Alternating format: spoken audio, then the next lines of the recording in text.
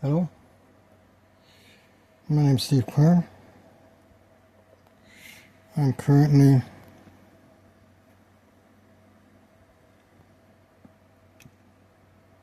revising the camera. Okay, I am currently working on my revising the camera. There we go now.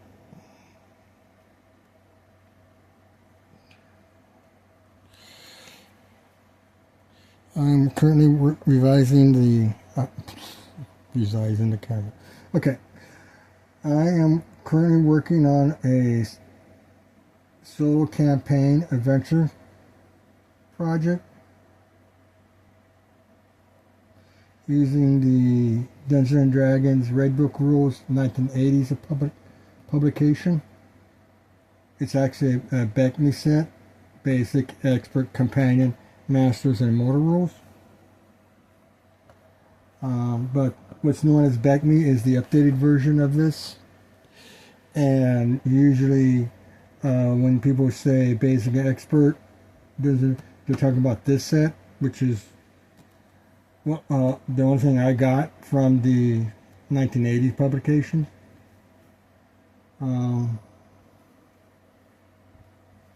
So this video session is really about what I need to do next within this project is to work on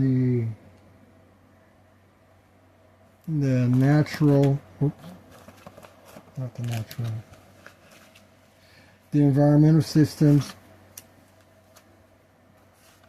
for the giant bats, giant vampire bats. Let's go up there. I already did that. The rock is still in the way. I'm trying to get the rock out.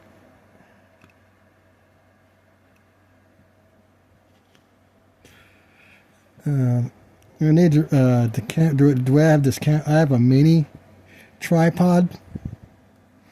It tips over real easy with the phone, so I have to use I'm using a rock to hold the tripod in place while the phone leans against the tripod. And sometimes that rock gets in the way. It's in the camera.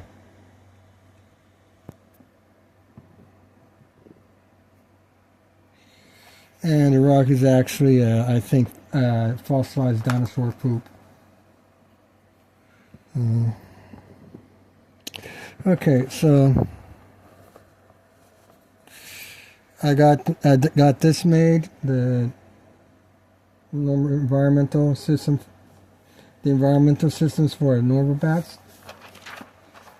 And I have the environmental systems for the vampire created. So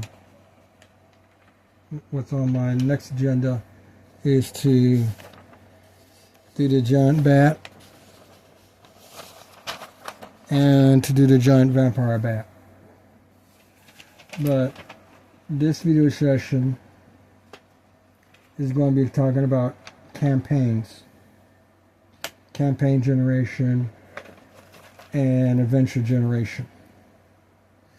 Back in the 1980s when the Basic and Expert copyright 1980 came out, and the AD&D Gygax first edition hardback books came out.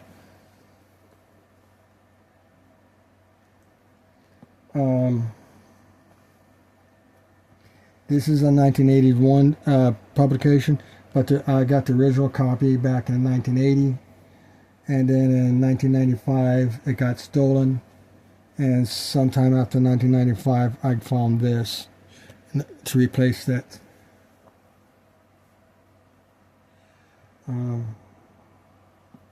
So But so this is, and this is a 1981 publication, also.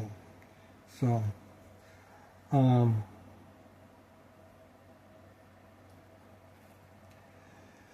the Dungeons and Dragons, there's a Dungeons and Dragons RPG system that predates this, and predates the Blue Book rules.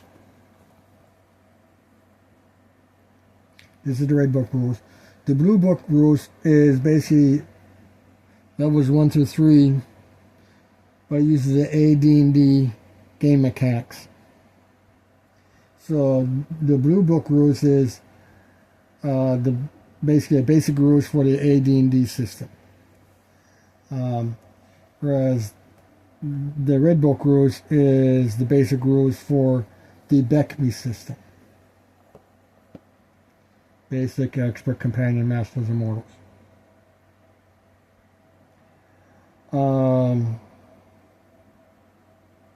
Game mechanics are very similar, but they're also very different. AD&D is a kiddie version of Dungeons and Dragons. Dungeons and Dragons, wait a minute, correction.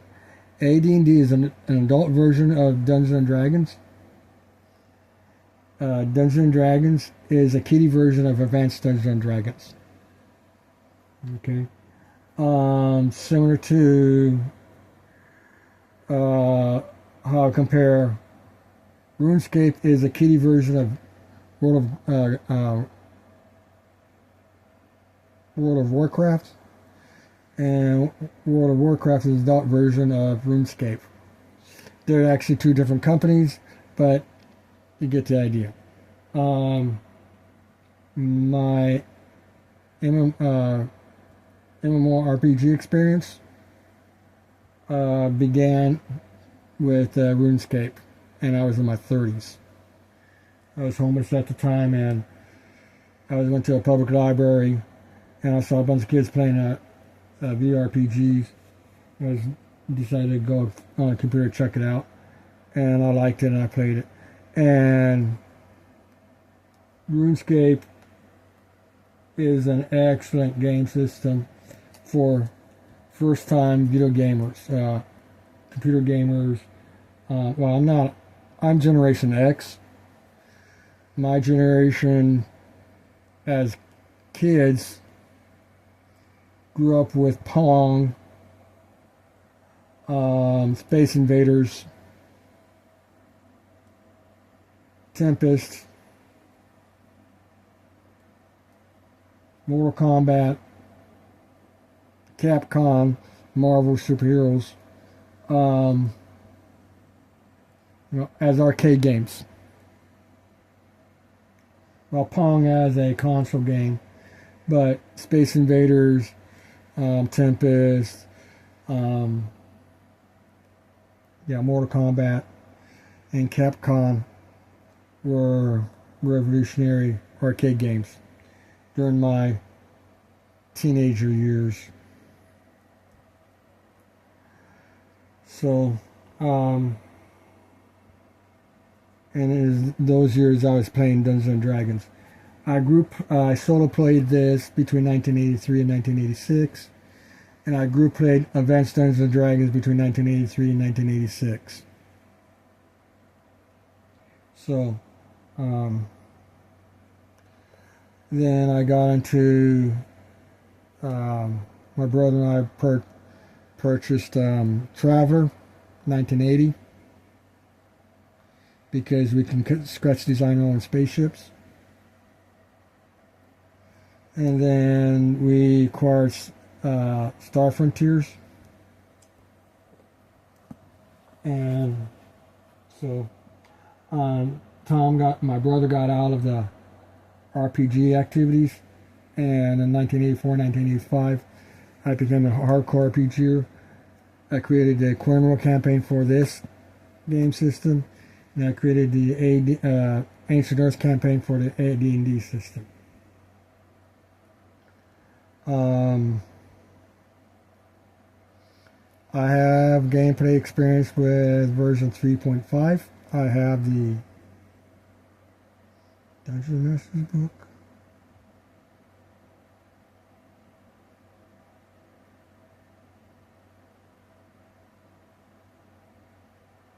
I don't, either the Dungeon Master or the Player's Handbook. I got one of those too. I think it's the Player's Handbook because I have to scratch design a character. So, I can go check it out, but I'm not going to. So, in the 1980s, you had D&D and AD&D. They have rules for the Dungeon Master. I like to use the term Game Master because I went beyond Dungeons and Dragons. I do other RPG systems like DC Heroes, Hero System, not Space 889. I did some character generations, but that was about it.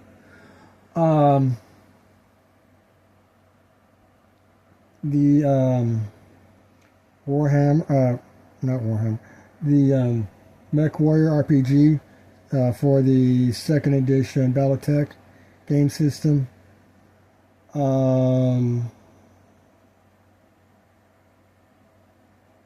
Star Frontiers and Forever, they use the term Game Masters. Firefly RPG uses a different terminology, so I prefer using the term Game Masters these days instead of Dungeon Master, because Dungeon Master is really Dungeons and Dragons only terminology. That's Dungeons and Dragons terminology. I'm not familiar with any other sword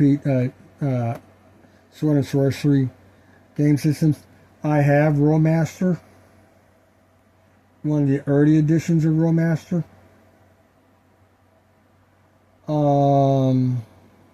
I created a character with that.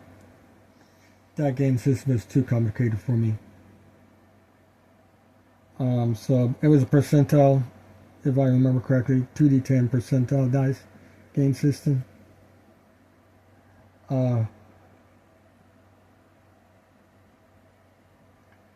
Okay. So, there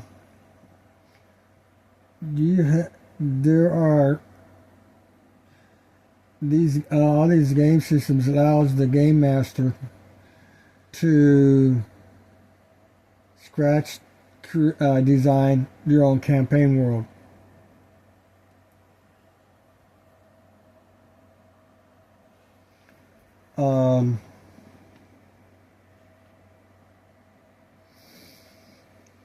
Dungeon Drag basic rules allows you to create dungeons.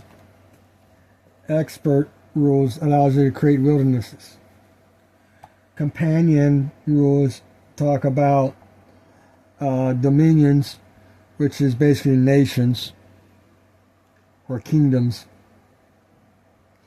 Then master rules delves into demigods, gods and stuff. The other, additional campaign rules, basically traveling to other dimensions and stuff like that.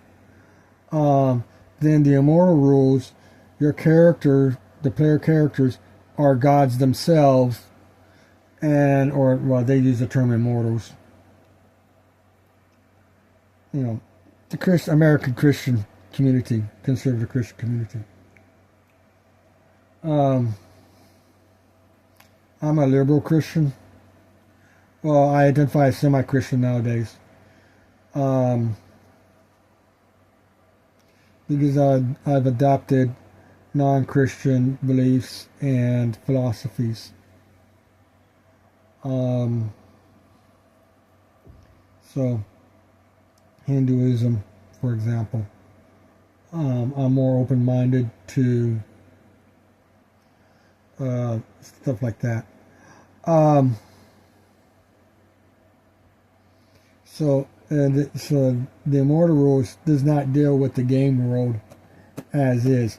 Your player characters are created in the game, their own planets, their own solar systems, their own galaxies within the game system.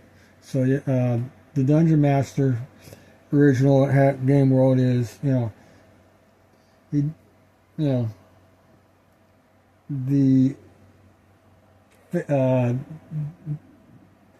game world that he's created for the player, that the player characters evolved from, is within that realm, whatever.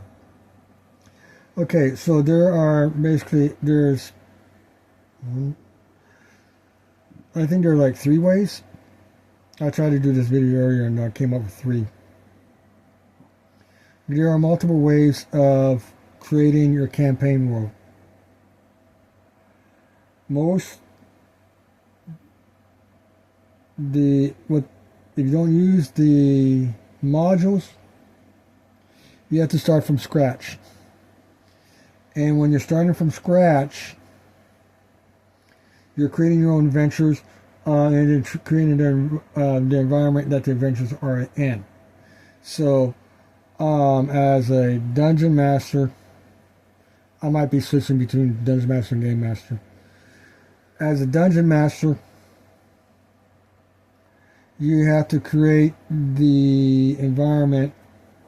You got to create the dungeon that the players are in for the first time Dungeon Master. And within this is the sample dungeon that you have. It's a haunted keep, and then there is a cave system underneath that you can expand upon.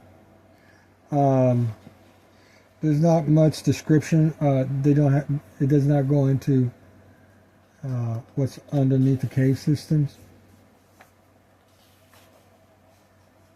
It just talks about the keep itself and the rooms. The Beckme, what I refer to as the Beckme series, which is the revised version. They replaced the Haunted Keep with a different dungeon layout. It's a more expansive dungeon, but it does a similar thing. You have an entrance. Well, you see here actually with this, you have one keep and then you have another keep, and then so what they did is they actually they developed this a little bit more, and they described the cave system better. The cave system layout is also different.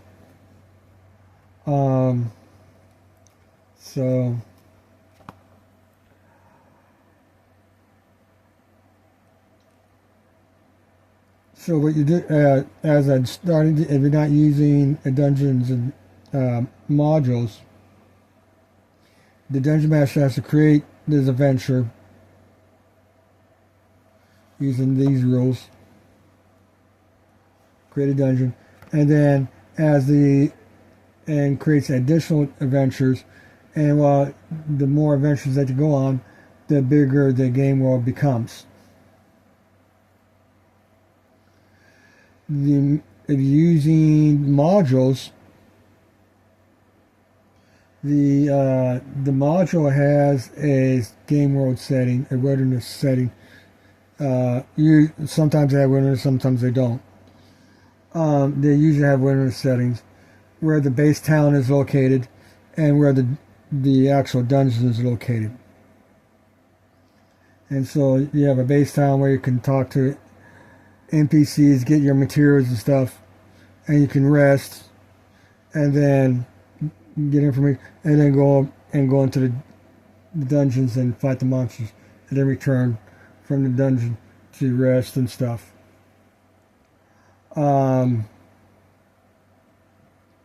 you do the module setup, each module you use will increase the game world environment that you're in. In the early days, well, first of all,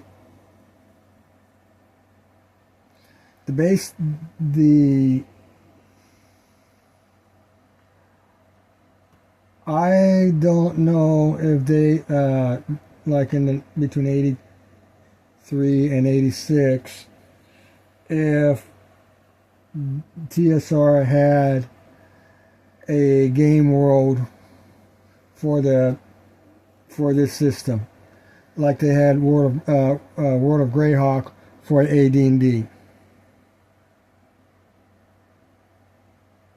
World of Greyhawk had a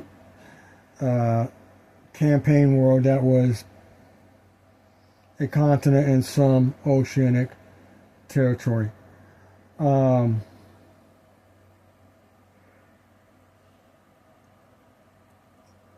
there are modules, they're like the G1, G2, G3, D1, D2, S1, S2, were all located in World of Greyhawk, somewhere within that campaign world setting. So if you were using the modules, but you didn't do the World of Greyhawk thing, you could say, the Dungeon Master could say, you can mix and match the modules. For example, you could do the G1 module, then do the T1 module.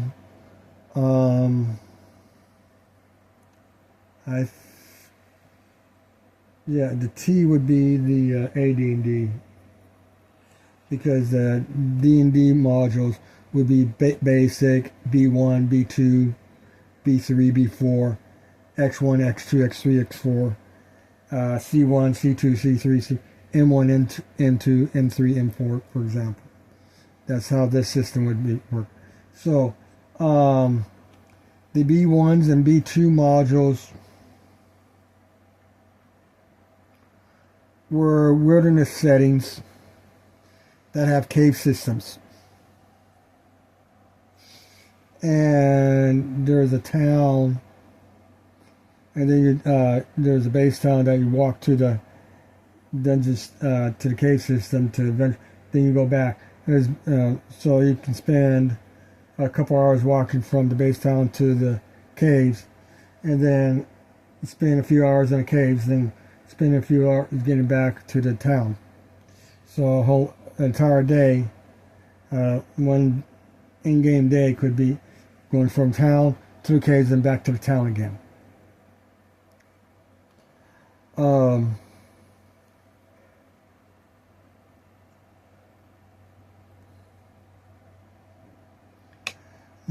So you can, if you use modules, you can say this is located here, this is located over here, whatever, module A is located here, module A, module B is located here, or whatever. And you can mix and match your modules. D&D and modules and AD&D can be interchanged, because the dice roll mechanics are basically the same. You use the same dice, but for the name levels and basic here, and this edition is level 9. I believe level 10 is the name level for AD&D.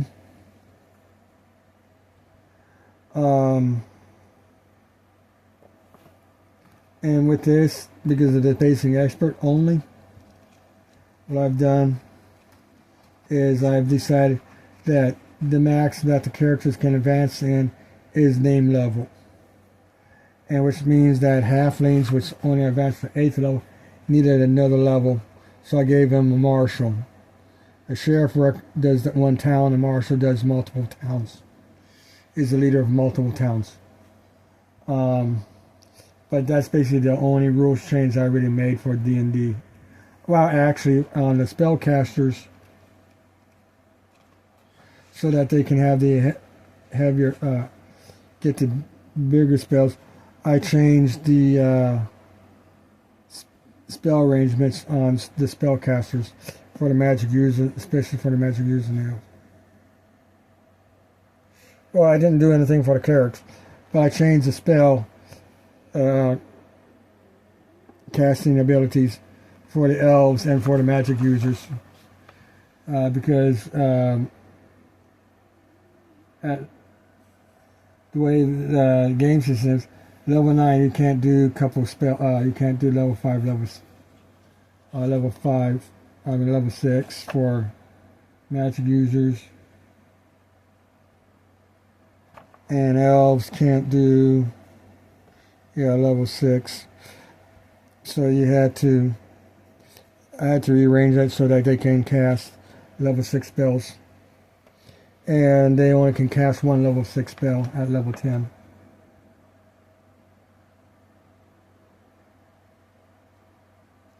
So that's the rule change I made for this campaign.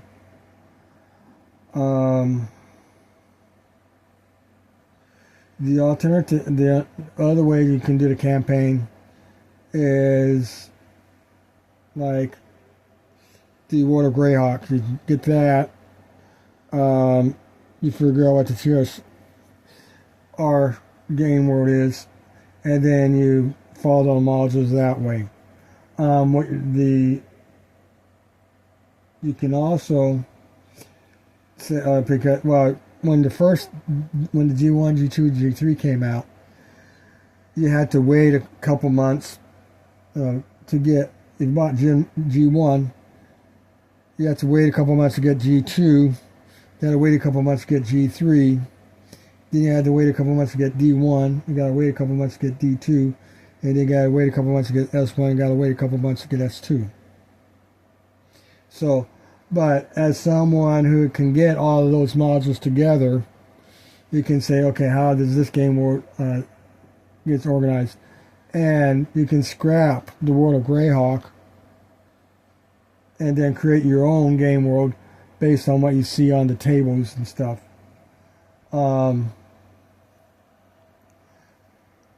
So there are different ways of creating the game world, and you look at the dungeon master, looks at all those modules, and comes up with before the first adventure, before he plays with the first adventure, so he has an idea of what's going on a broader game world.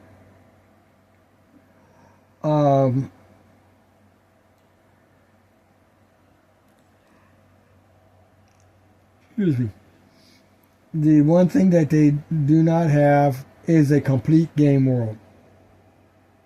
What does the entire planet looks like? How big is the planet? What are the land masses? What are the ocean masses? Water masses on the entire planet?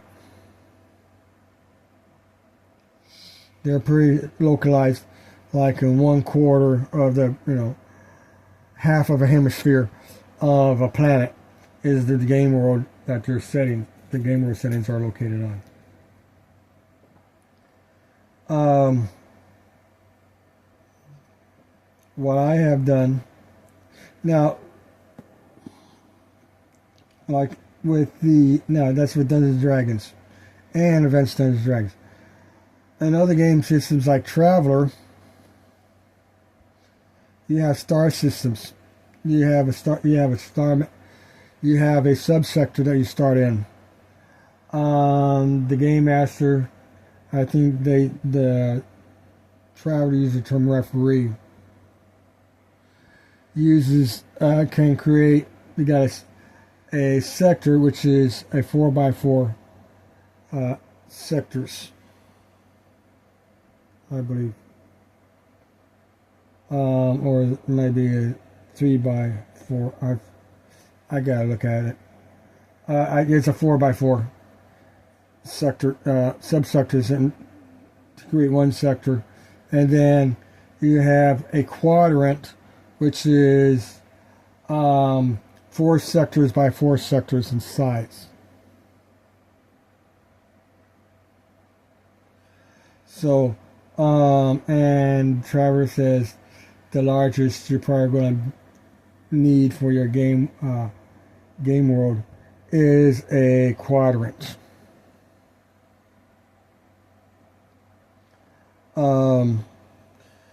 Travel allows for the game worlds.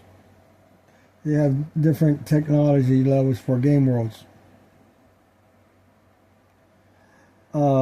So you can have a Dungeons and Dragons type game world.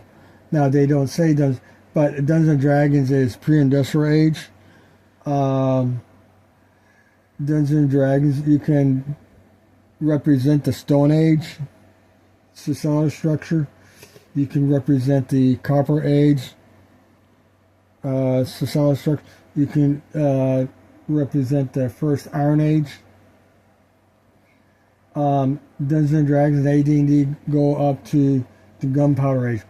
AD&D incorporates gunpowder is representing the Gunpowder Age, the very early Gunpowder Age. So basically up to year 1000.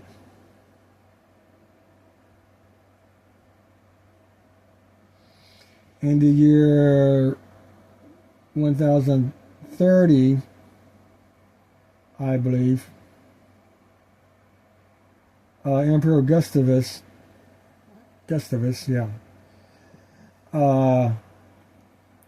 incorporated gunpowder units as a regular force.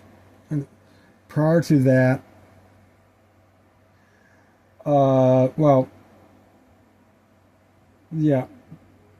gunpowder became in 800 AD, traders, the European traders went to China and smuggled gunpowder from China and back into Europe. It was around year 1000 that the Europeans were able to create gunpowder on their own based on the chemistry, breaking down the chemistry of the Chinese gunpowder. And between 800 AD and 1000 AD, gunpowder usage was rare. Gunpowder weapons were very rare and very unpredictable. Even in 1000 AD, black powder firearms were very unpredictable. They used wicks to start the thing. And you had hand cannons. They were caught, and you had hand cannons, basically. Terminologies, very ancient, very primitive. They were made of copper barrels, so they were prone to breakage. Then they started with wrought iron. They replaced the copper with wrought iron. That broke like crazy.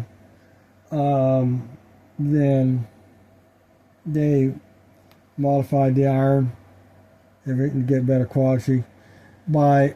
So when Augustus came around, you had, between 1000 and 11,000, between 1000 and 1100 AD, you had, by 1100 AD,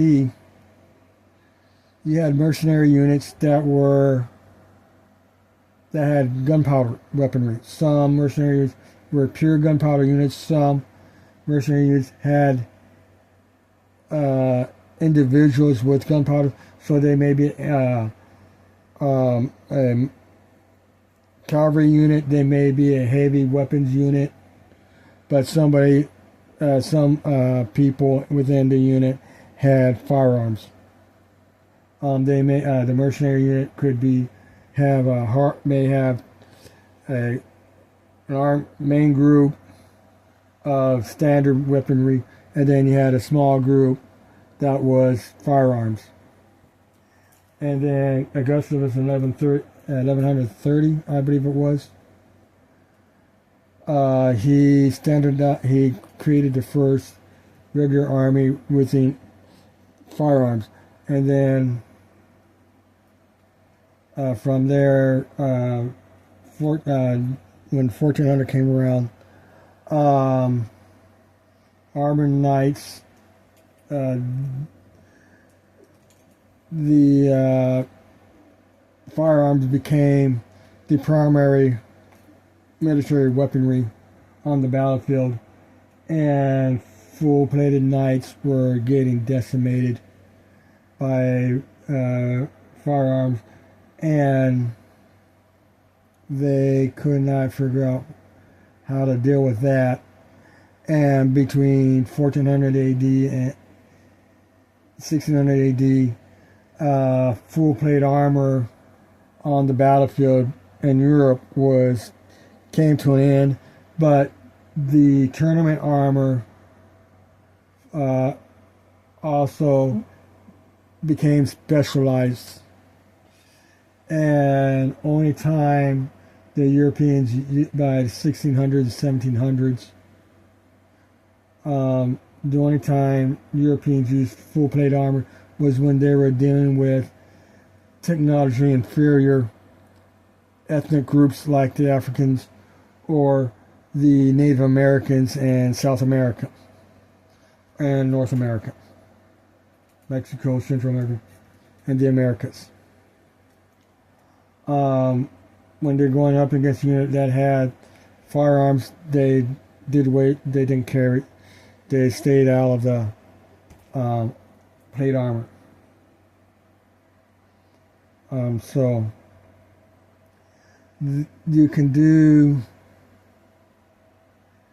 So it's possible within the Traveler universe game map, you can have a Stone Age society, you can have a pre-industrial age society, you can have a space age society, you can have an industrial age society. That's not space age is a technology era. You have the Industrial Revolution era of the technologies. You can, there, on different planets, and the way they did it, it's one planet, one society. Well, no, you can have balkanization, which means multiple societies and stuff. But generally, the traveler is thinking that everybody on the planet is of the same tech age. But you can have a D&D society on one continent, an industrial age society on another continent, and a space age society on a third continent on a single planet.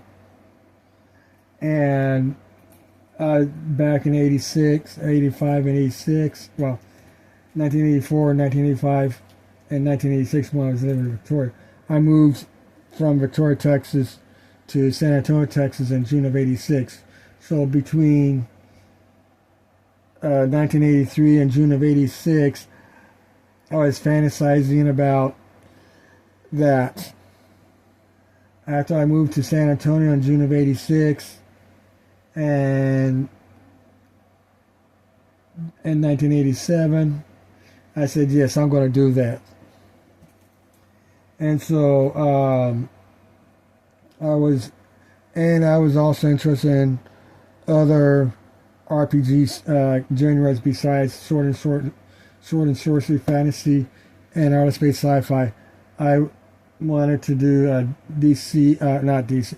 I was wanting to do comic book superheroes. I had played with Marvel Superheroes, the first edition. My AD&D group, some of the members of my AD&D group, play group, had Marvel Superheroes. Some had Star Trek, the Roleplaying Game System, first edition. I looked at that, not interested. Well, first of all, I'm not interested in Star Trek universe. But yeah, I was not interested in role playing inside the Star Trek universe. On top of that, you could not scratch design your own spaceships, and so you had, you know, so I kind of like, okay, bye bye on that. Which is why I got my brother and I got Traveler, and then we got Star Frontiers because we didn't like how the Traveler system worked for the player characters.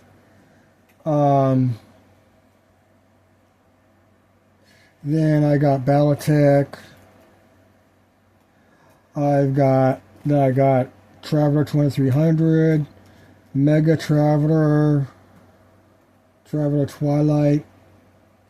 I think that was Traveler Twilight.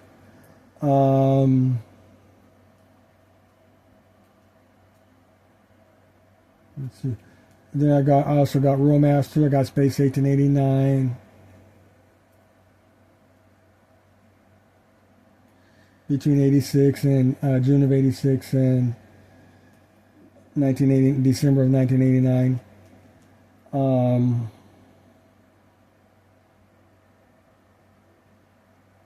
So yeah, I have a lot of familiarity with different game mechanics, dice roll mechanics. So I had a wide variety of genres I was playing with.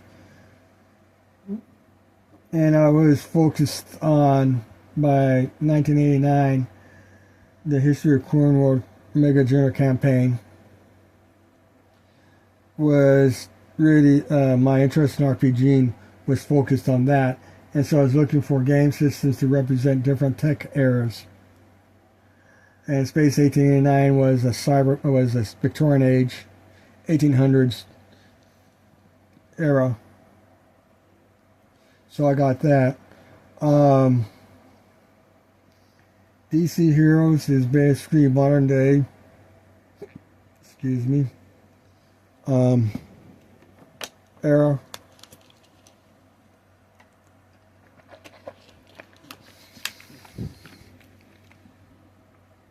Traveler was outer space sci-fi.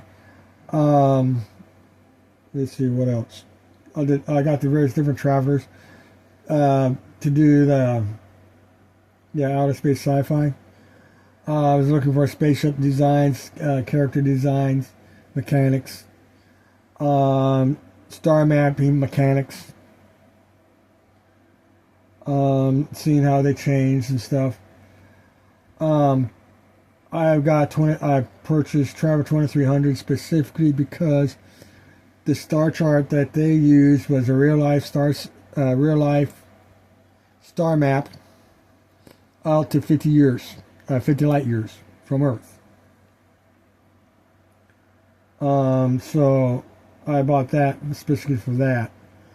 The Traveler mechanics sucked, were complicated, and not really enjoyable to work with. But the star mapping of some of the Traveler series was interesting. So I'm talking about 1983 to 1989. Then my life got really unstable. And then it was in 1995 that I was able to acquire other game systems. I was exposed to a Hero system. I was exposed to Warhammer 40,000. I didn't play Warhammer 40,000. I saw people playing it.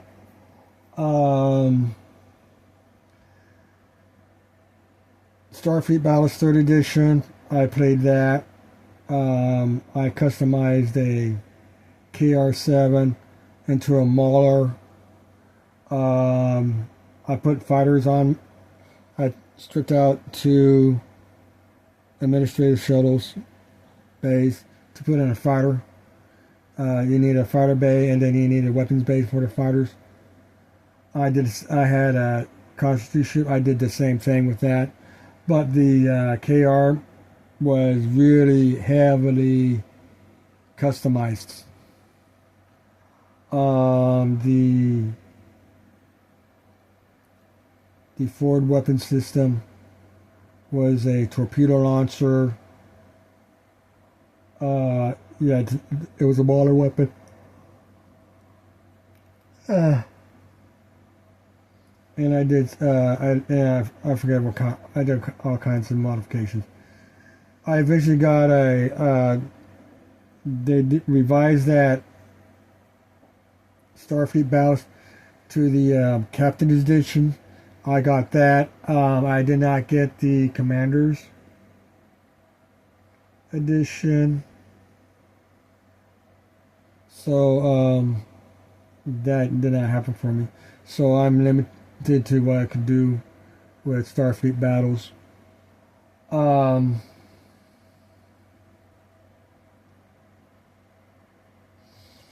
Yeah, so there is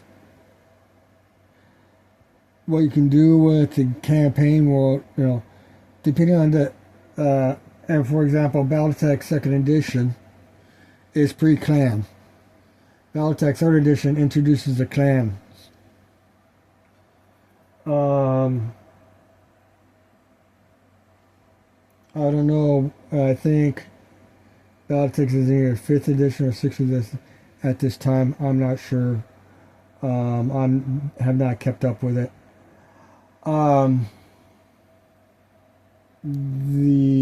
2nd Edition, you had 5 empires, 5 states. The current edition has, I think, 3 states fighting each other.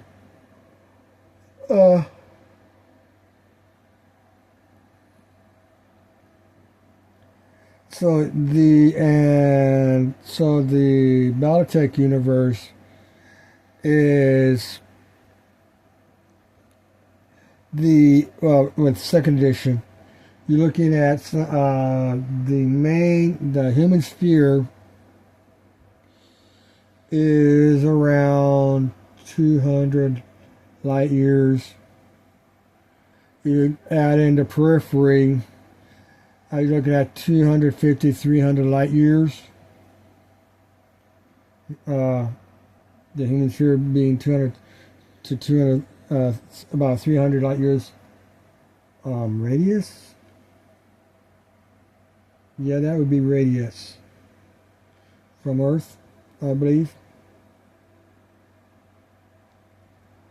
Yeah, because, that would be 300 light years radius from Earth. Then you have the clans, and I don't know anything about that.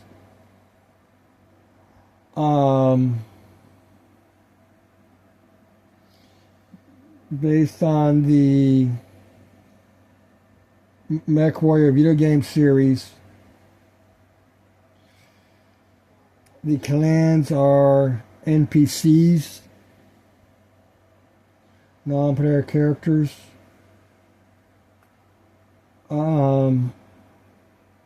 But that was 3rd edition. There's 4th edition, 5th edition now, maybe 6th edition. I'm not sure where it's at. But you might be able to play as a clan, as a clan mech warrior. You have a choice between clan mech warrior and hemisphere mech warrior, I believe. I'm not sure. I'm speculating. So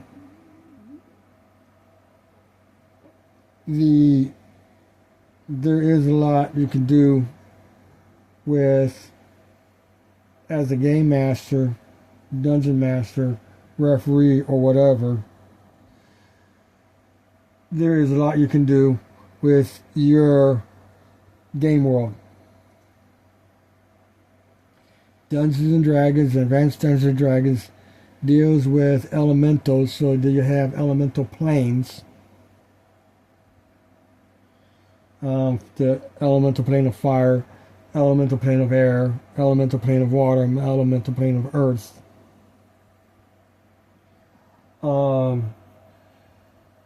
AD&D talks about the inner planes, the outer planes. The Immortal Rules talks about spheres of power. So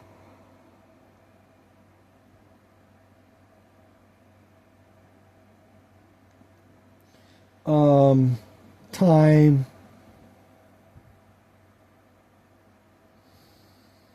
light, good, evil, chaos, lawful, I guess. I'm not there's, I gotta look at it again. There's 5 spheres that they deal with. One's in time, one's entropy, and then there's others. So then with the Marvel Universe and with the RPG, with the Marvel RPG system and with the DC RPG systems, Marvel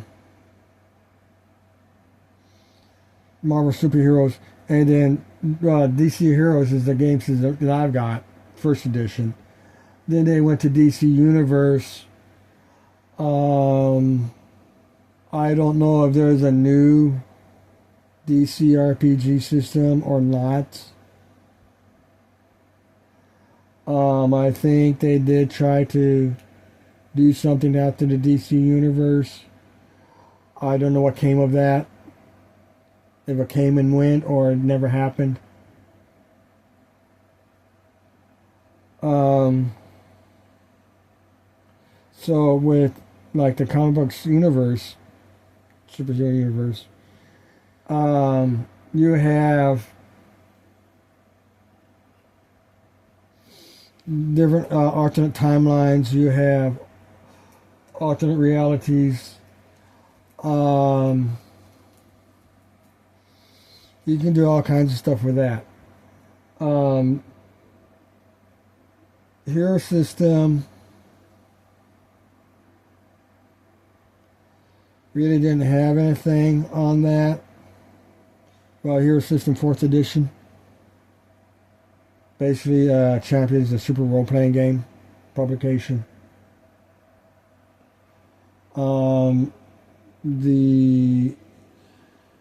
What you had for extra dimensions and stuff was up to the players and the Gamemaster. For the characters and for their character abilities, and the Gamemaster's universe, how you want to do that.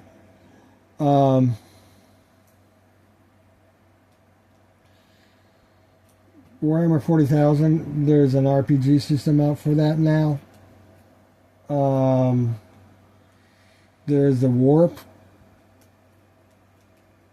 which is an alternate reality. Well, it's extra dimension. That's where the demons come from.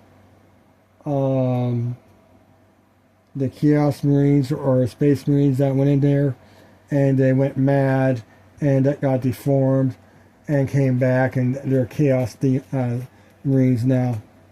Chaos Space Marines. That's where the demons come from. That's where the Tyranids come from.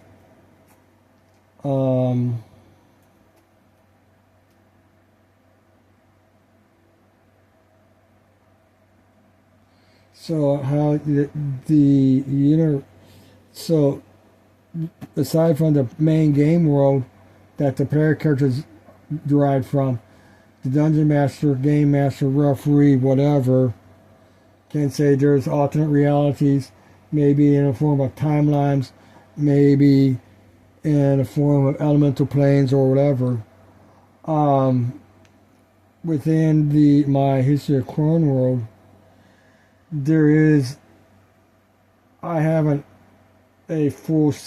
don't have a full set of, from beginning to end.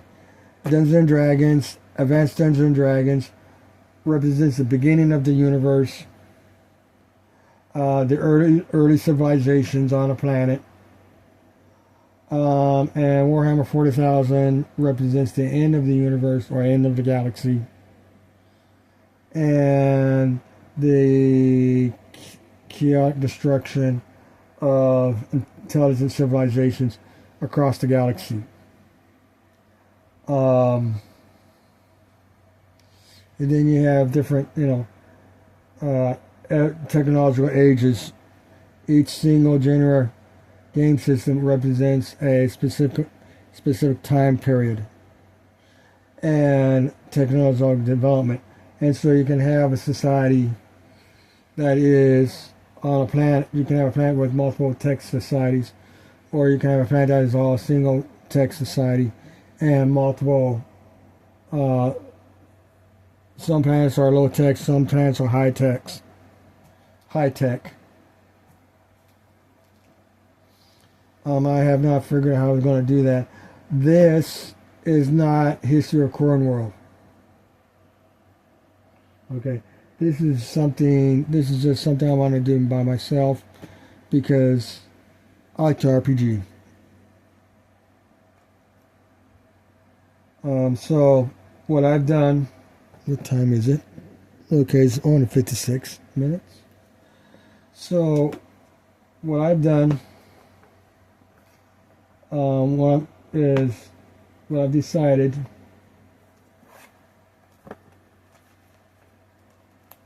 over here.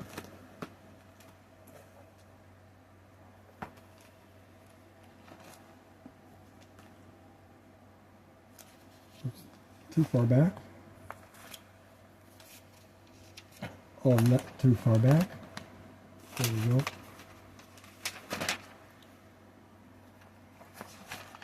Okay,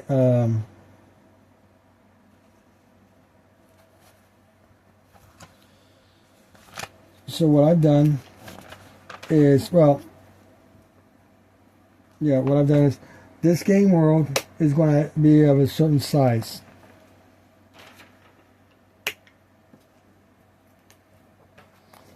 And of a specific size.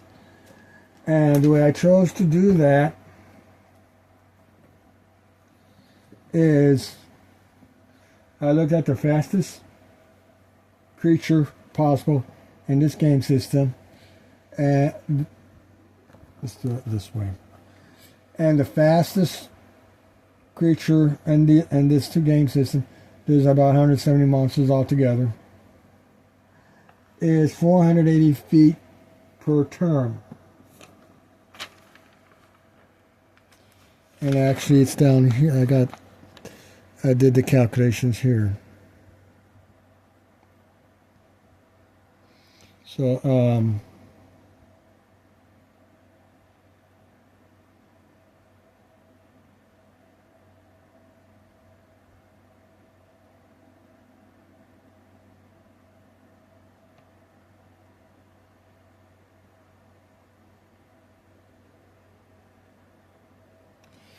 So what I'm going to do is I'm going to recreate this chart.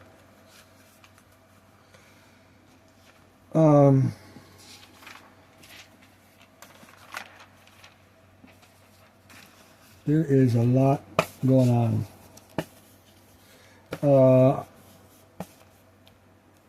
World of Greyhawk showed me how complicated world creation is. How complicated it can get. Between June of 1986, and right now we are August 2026, 40 years. In the past 40 years, my lifestyle has been unstable. I've been moving around a lot. So I was not capable of establishing my history of Cornworld.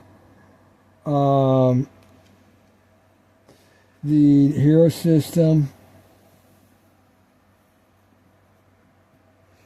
4th edition, was a major game world environment for my history of Cornworld. The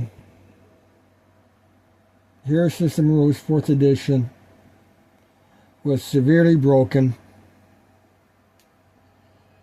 Basically, the game system is not playable as published.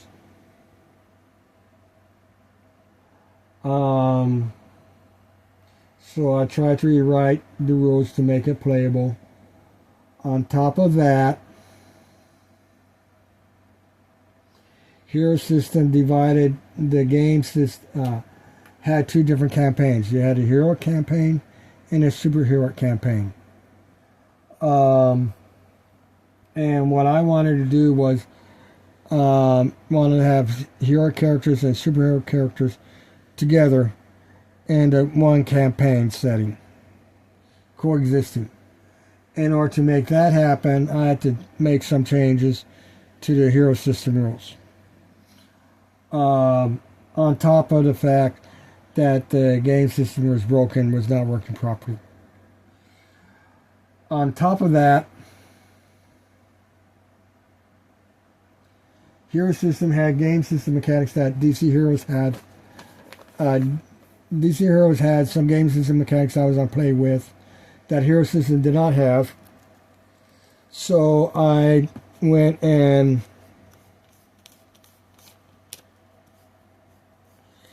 looked at the DC Heroes and added some game system mechanics to the DC Heroes, to the hero system rules.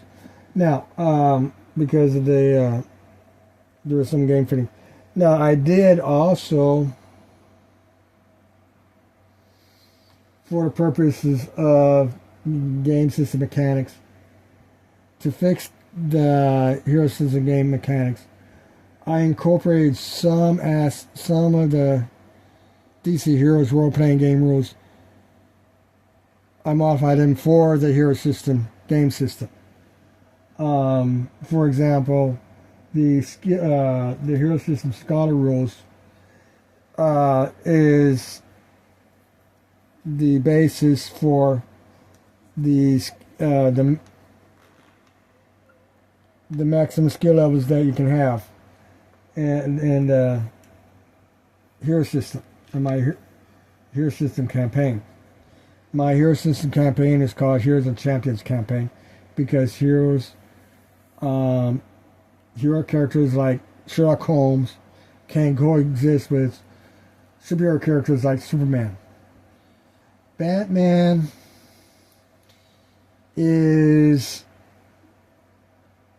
could be a hero character, but could also be a superhero character, and he transforms. He crosses both mediums.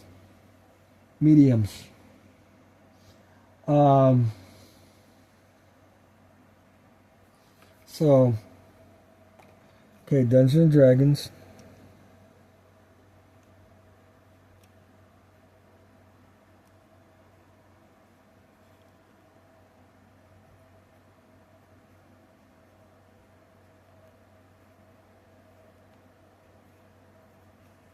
RPG.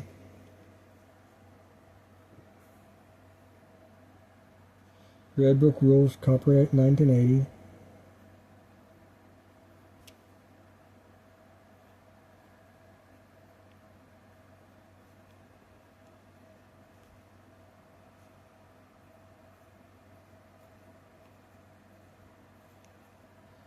And we're going to say Game World.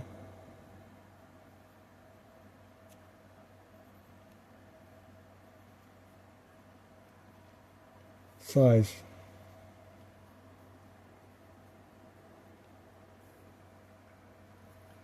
So the fastest creature, I did this, attempted this video earlier, is a rock. Well, I'm not the only one. There's some others that can fly 480 feet per turn at 160 in the wilderness, then 160 feet per round in combat. And outdoor travelers within this game system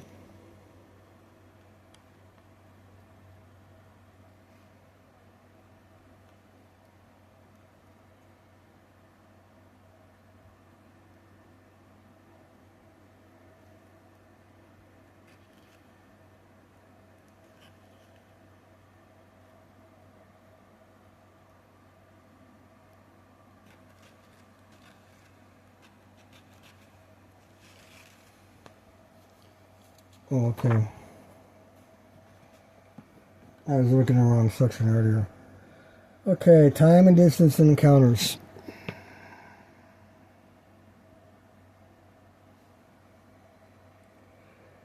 Time and distance encounters, as in the D&D basic rules, time in encounters is measured in 10-second rounds. I may have to read it up here. I'm reading right here right now. This section. Distances in the wilderness are measured in yards rather than feet. All movement and ranges are tripled. The area affected by the spell is not changed. However, for example,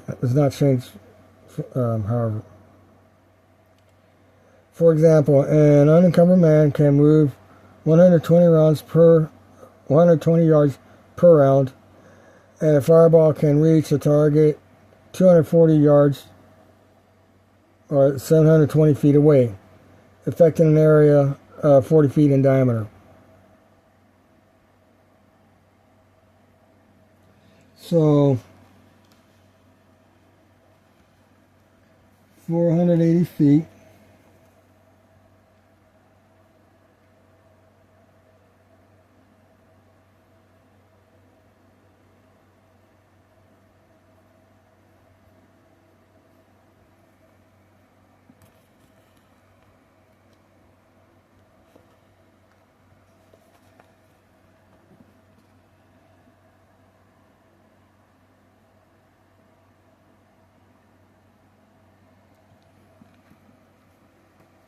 Okay.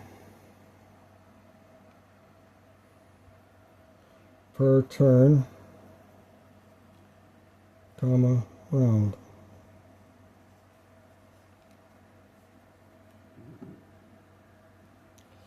So that is 480 yards.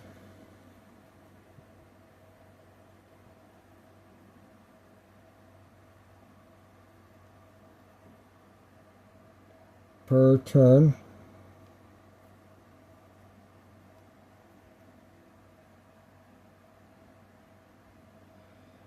Okay, which is 480 yards.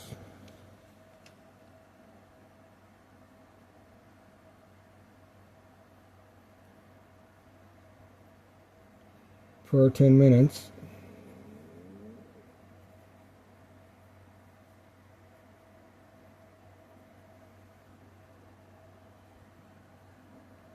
So 480 times 60.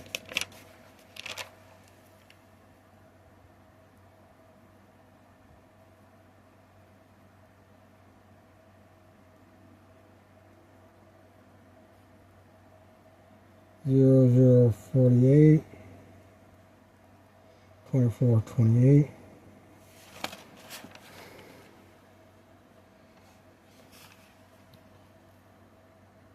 2,000,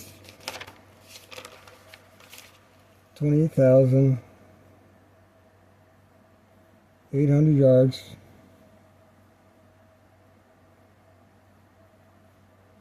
per hour. Oh,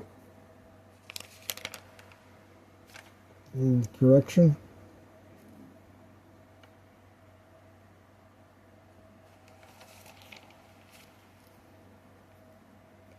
$2,880 yards.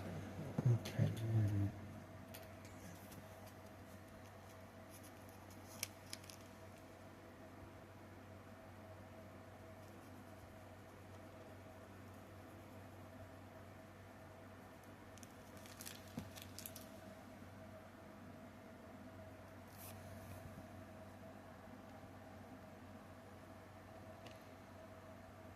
2,880 yards.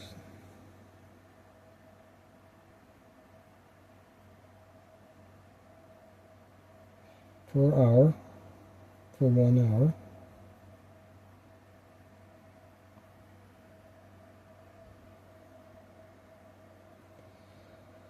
Times 24. Let's do this.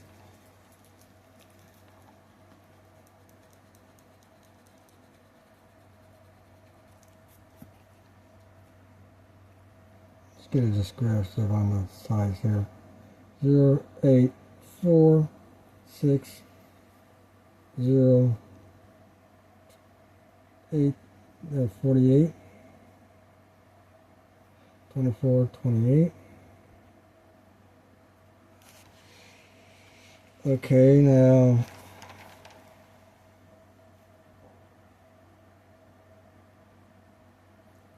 eight, 0, 0, comma 2 times 24. Let's go with 3.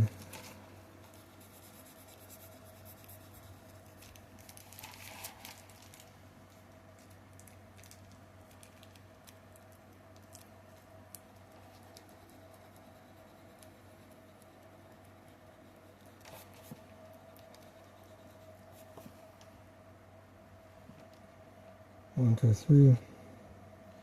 0, 8, 8, comma 2, 4, 2.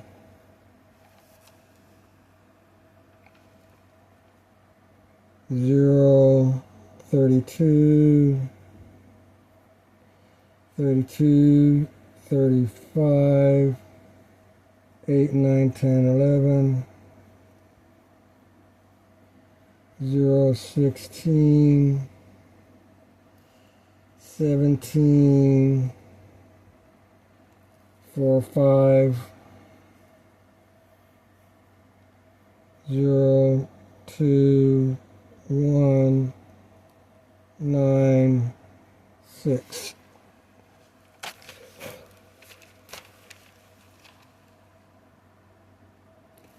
$69,120 yards.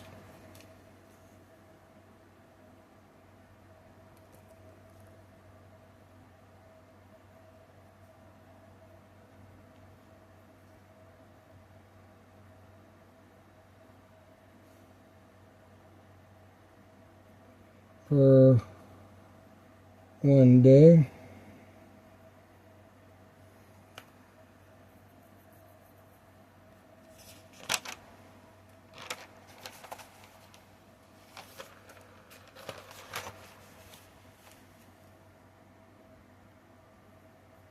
Zero, 2, 1, comma 9, 6 for 30 days.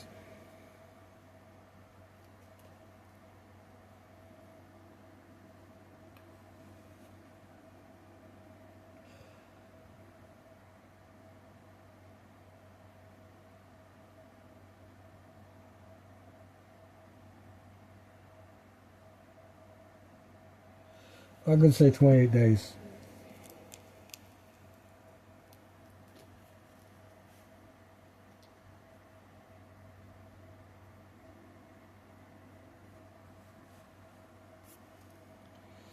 Zero, 16,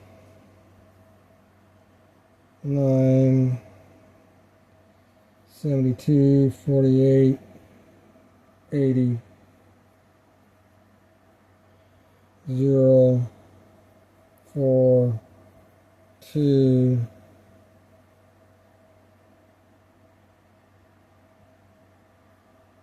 18, 12, 13, 0, 6, 13, 5, 8, 11, 2.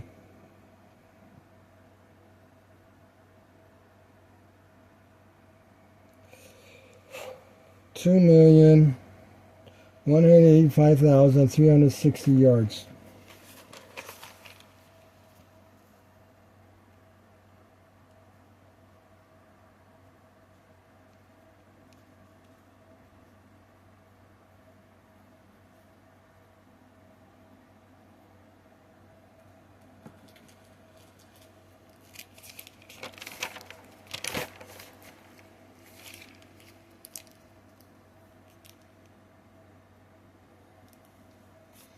I'm redoing the 6. I'm going to do that. Come on.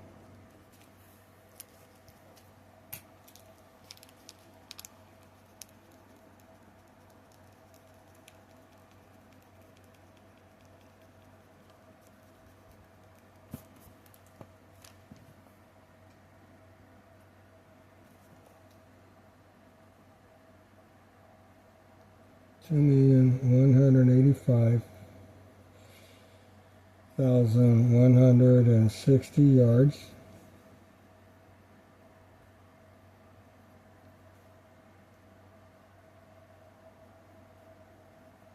Per 1 month.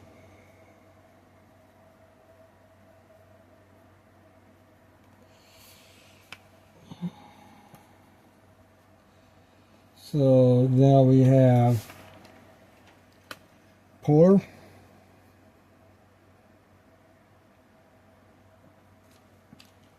we have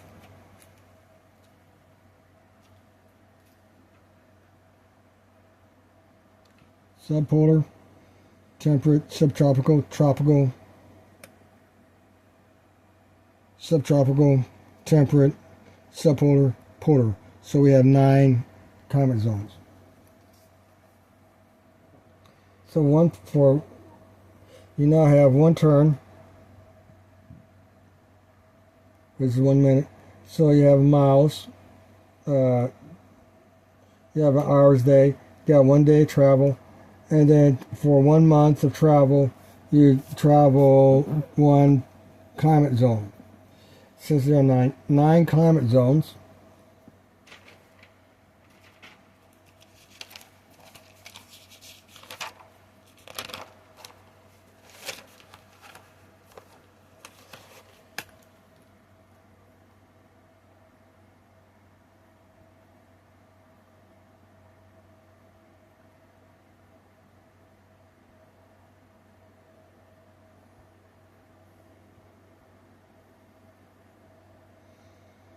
zero, 54, 27, 32, 45, 48,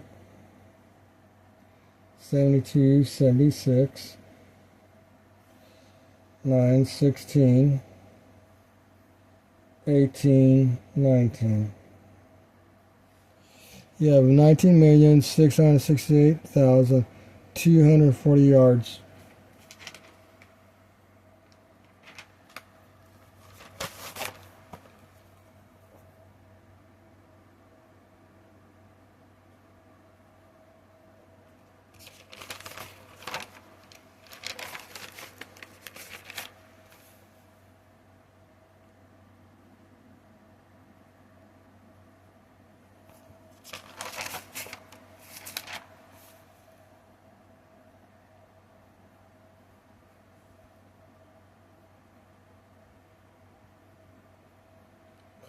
Wait.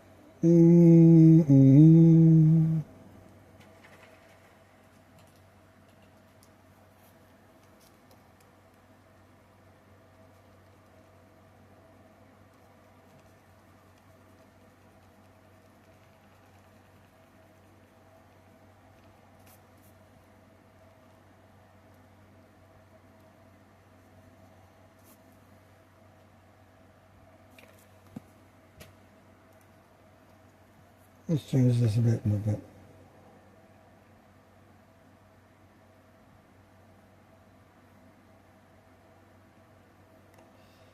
$2,185,160 yards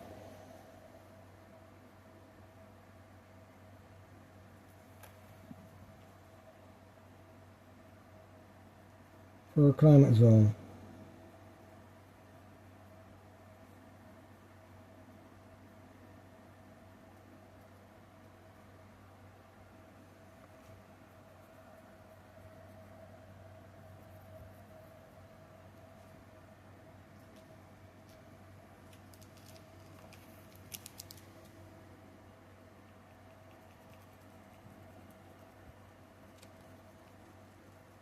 I don't like how the text looks. I know that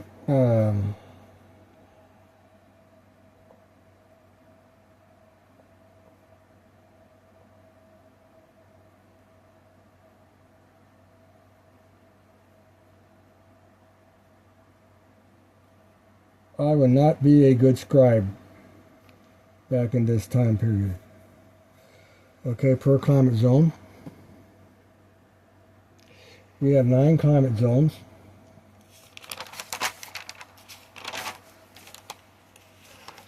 $19,668,240.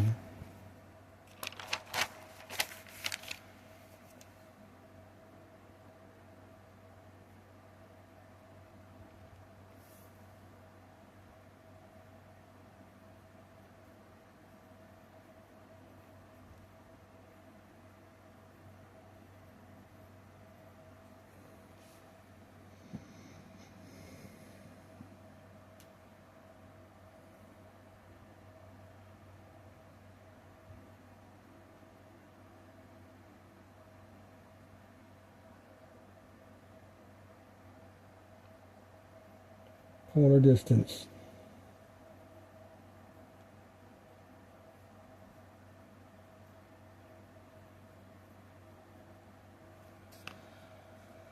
Okay,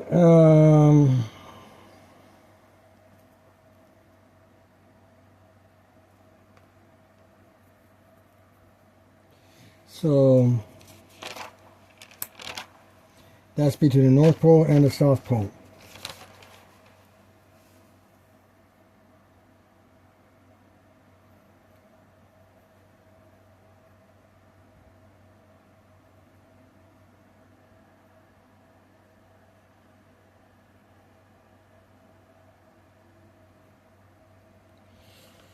Times 2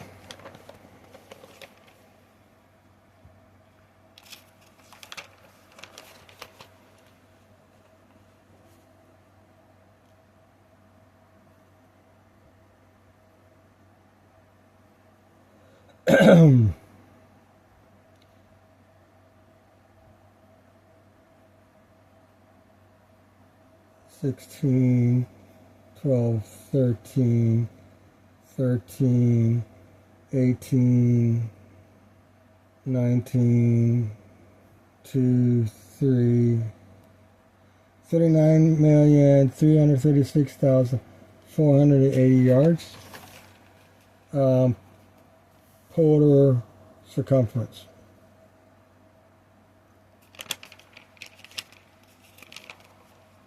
$39.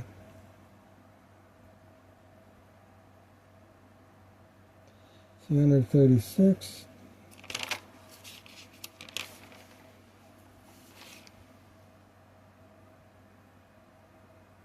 480 yards.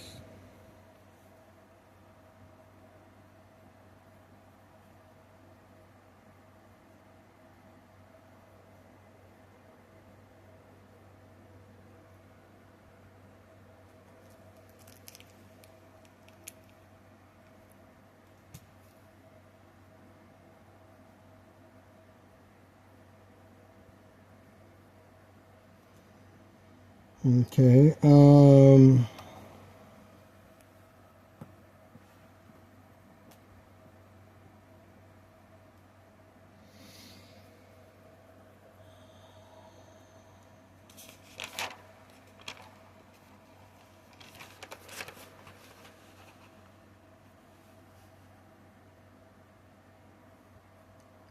042,866, 91. 5,280 feet, that's statute miles. Wait a minute, that's yards times 3.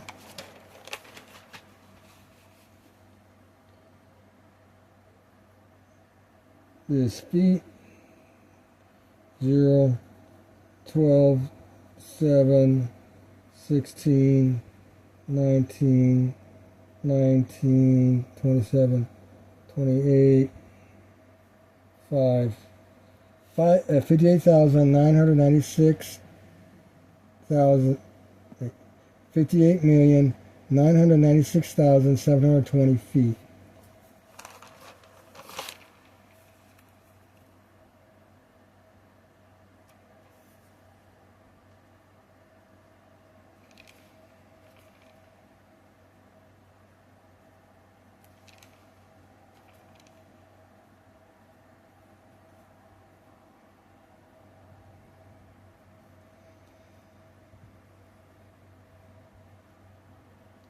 That is polar distance.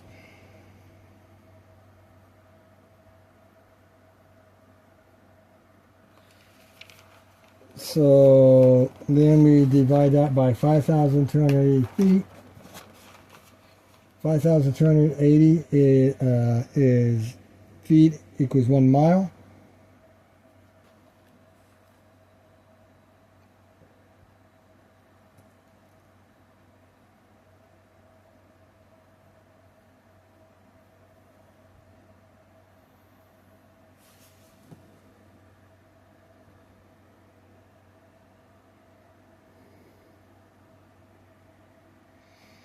Okay, we go 3, 8, no, correction, that's 5, that's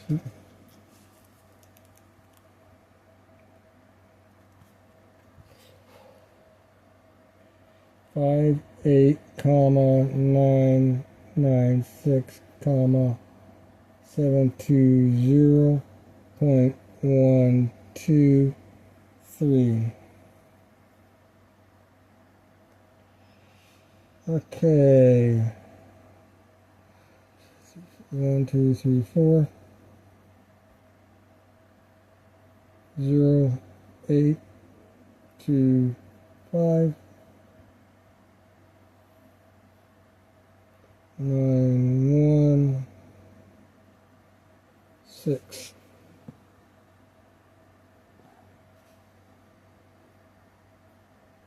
Correction.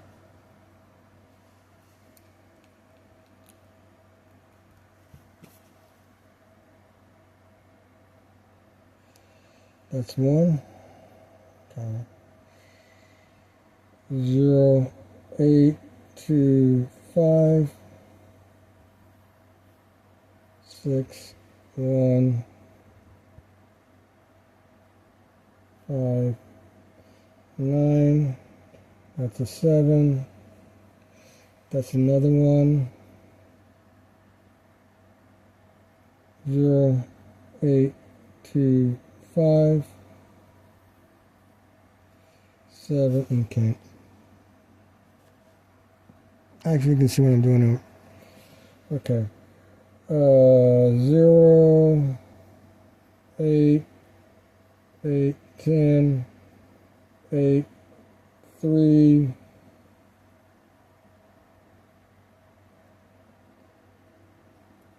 0. There's the 0. That's 7. 0. 56. 14, 22. 35, 37. 0, 1, 6, 1. 0. That'll be 3. 0, 24. 6, 7, 8. 15.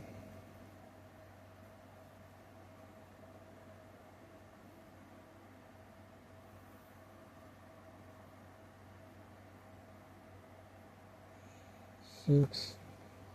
Where's it? Let me see.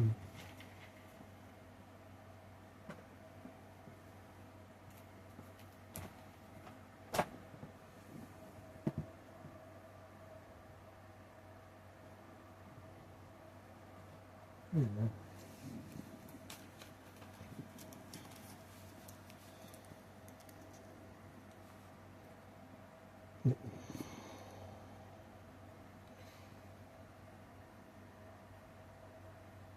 Five, that's 2, 0,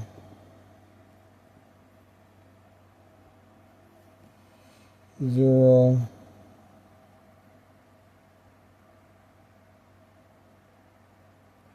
4,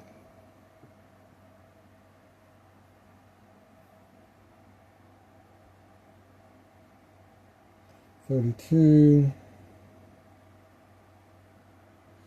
8, 19, 11, 21,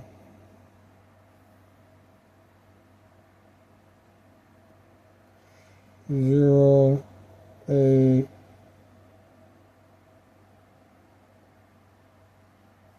7, 4,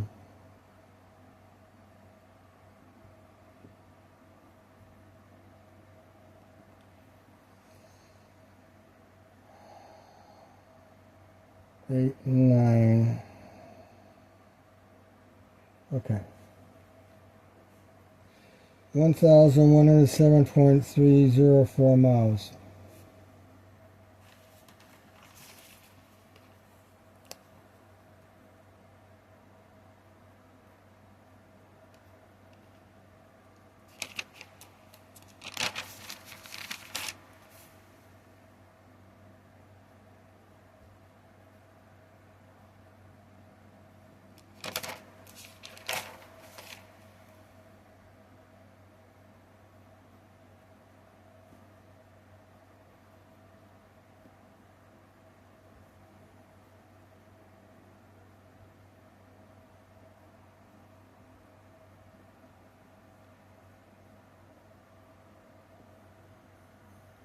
Okay, let's see here.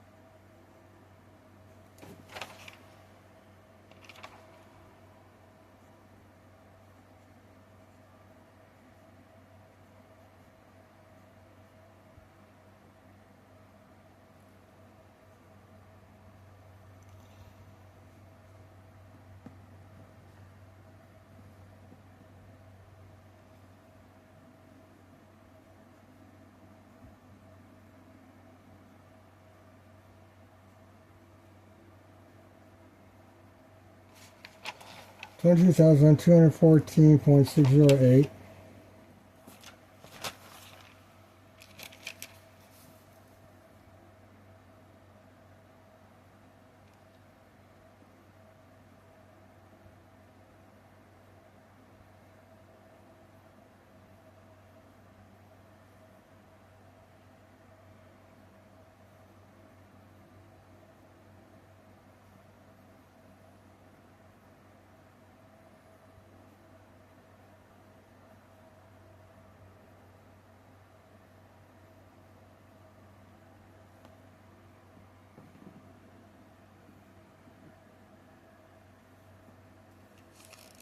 Total circumference is 22,000 miles.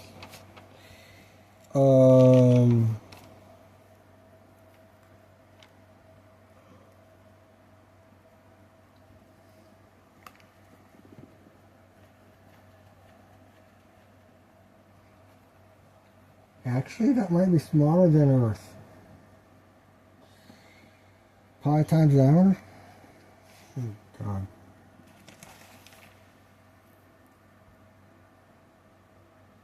is the circumference. Okay, so let's do that. Okay.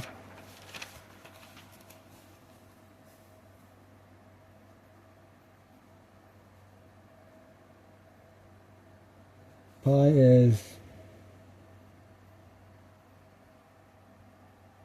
3.14.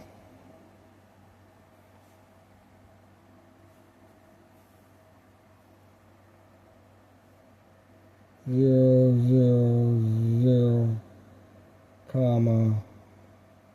Let's get rid of the comma. 32. 1, 2, 3, 8. 1, 2, 3, 24.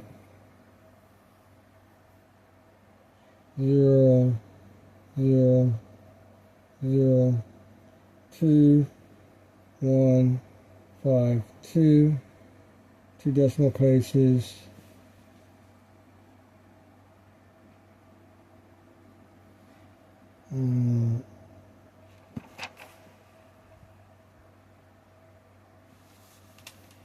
Idiot. Okay.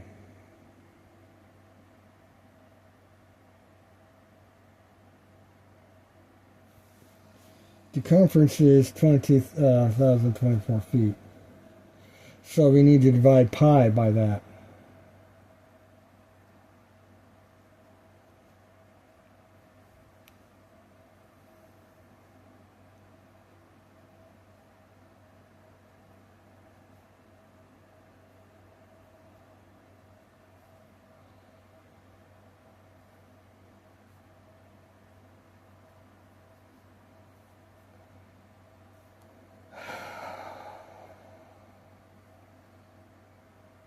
One, 2, 3, 4. That's 7. 28, 14. 12. Okay. 14. 16. 21, 22. That's a little bit too big, so 6. 24. Wait.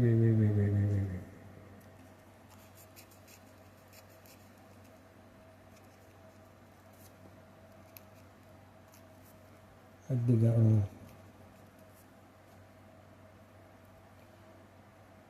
7 is 28. That's 7. Plus 2 is 9. That's 21.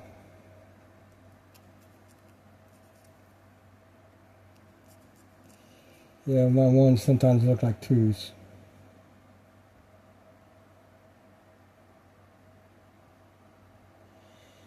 So, that's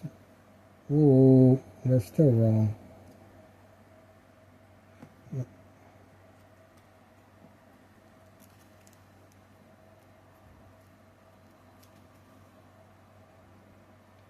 Not okay. 1, and then that's 11. So, wait. That's 3. That's 2 and 0, 0.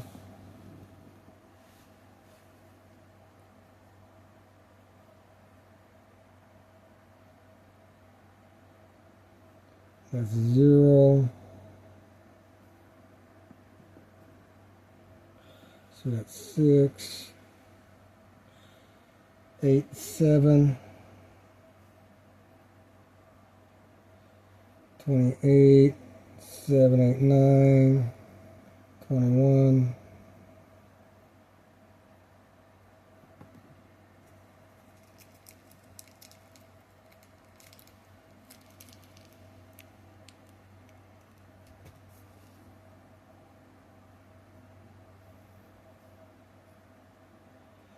Three, 8, 2, 4, 1, 0. That's 4.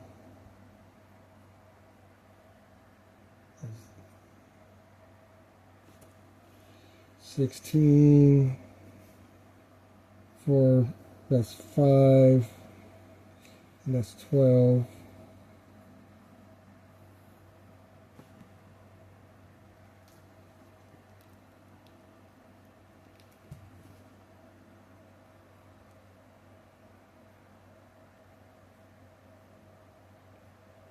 Seven, 4, 2, 2, that's 0, wait,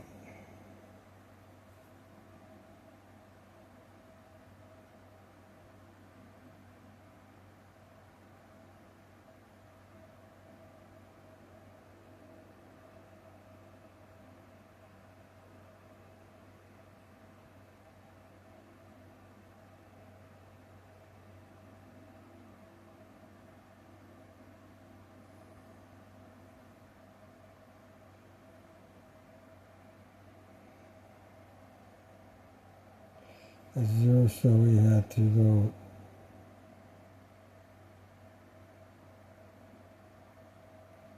over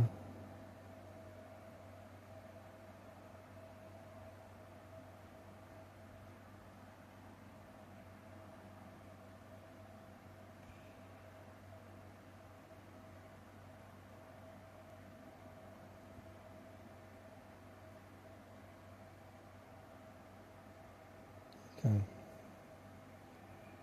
7, 28, 9, 21, 0, 5, 0, 1, 4, 1,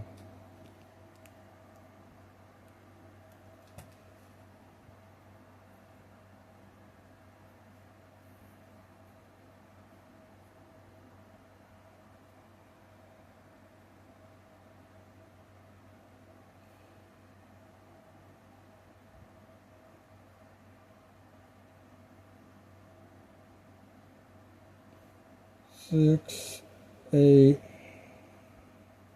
1,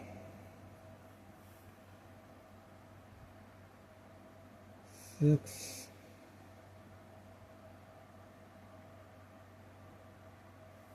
5, 20, 7,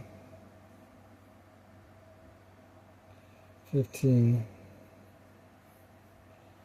0, 7, 9, 2, 7,400, wait, correction, 7,074.715 miles diameter. And Traveler, that's the size 7 planet.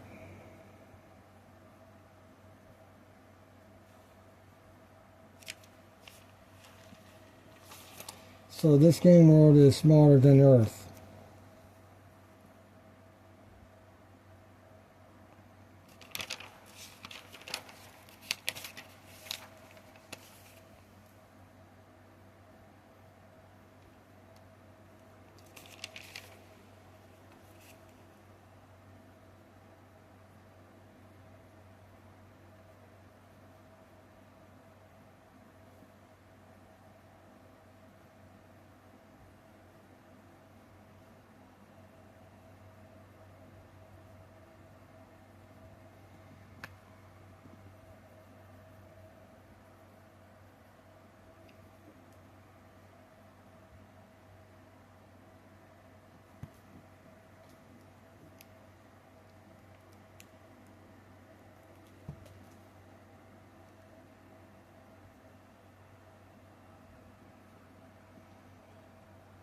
Okay,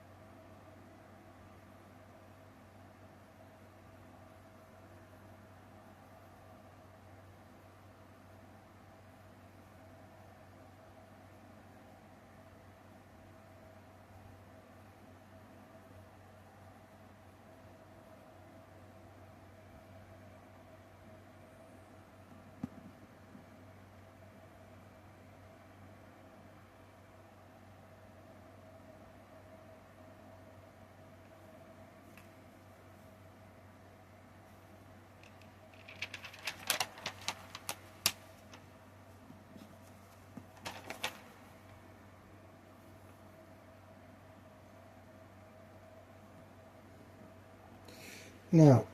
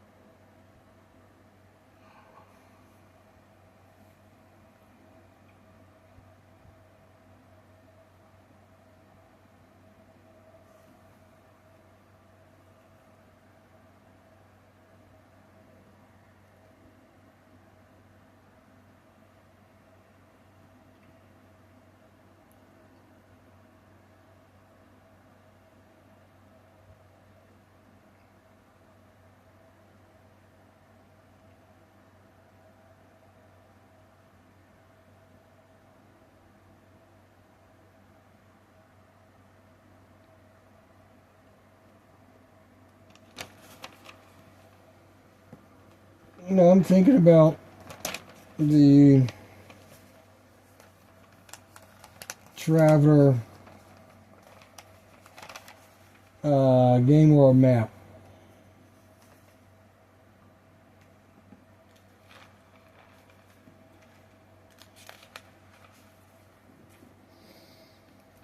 What I've done here is basically this.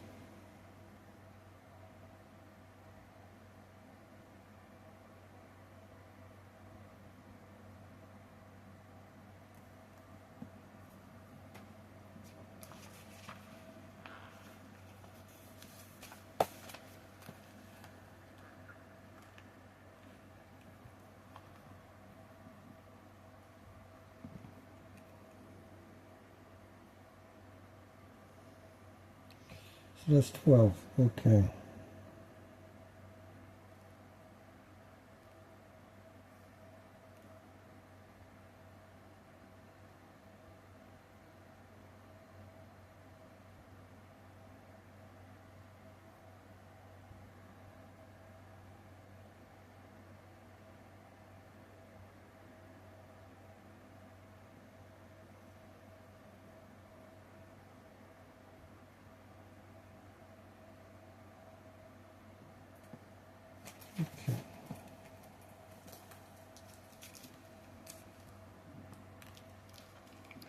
So I'm just calculating the distance of how I'm doing the graphics.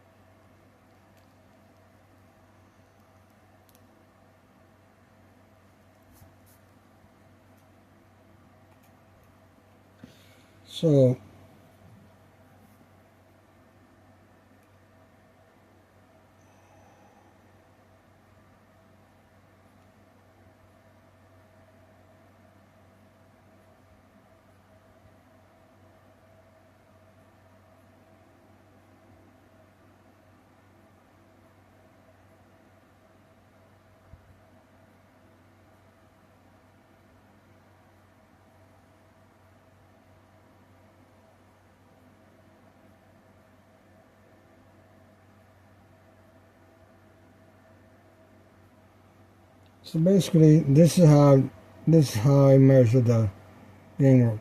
So you have polar, subpolar, temperate,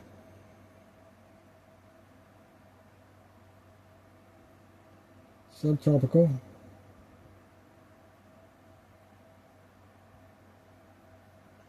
tropical,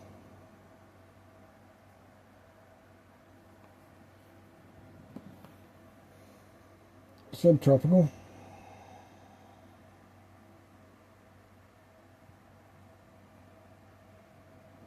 temperate,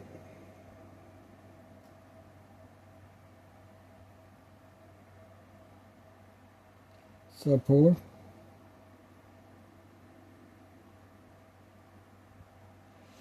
and polar.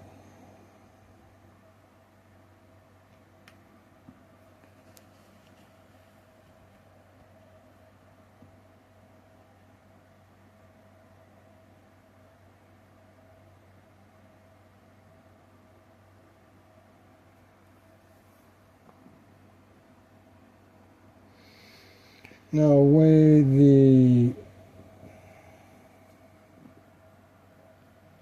maps are arranged, the way the hexes are arranged on the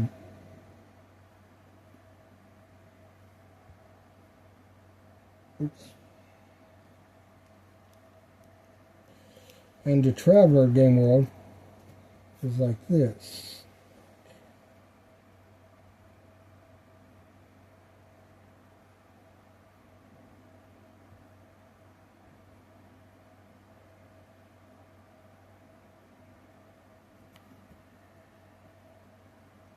Oh yeah, okay, yeah.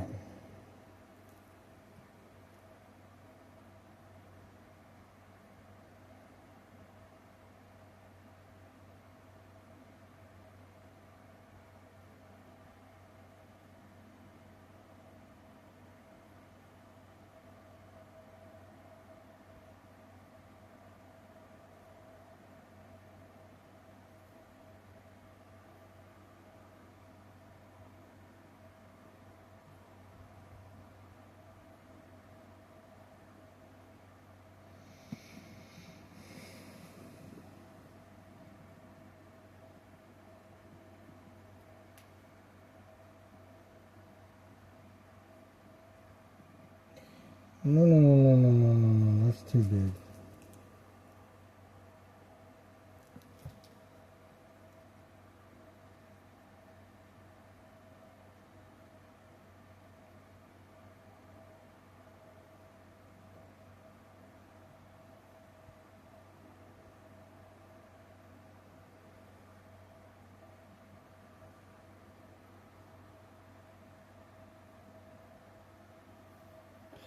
Oops, I got sidetracked. Okay.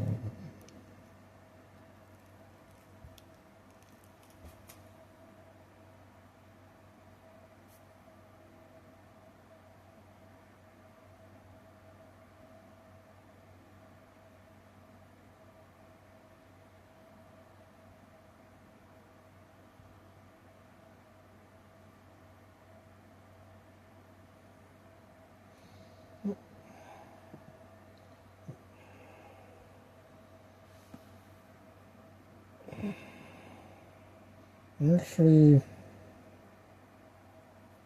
we're gonna go like this.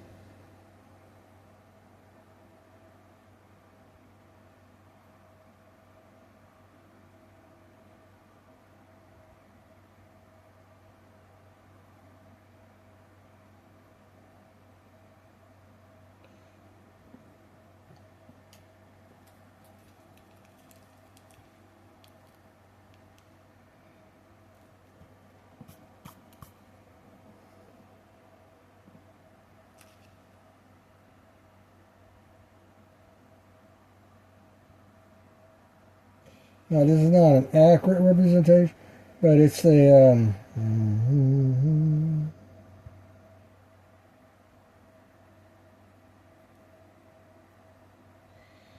it's a general of how what it looks like.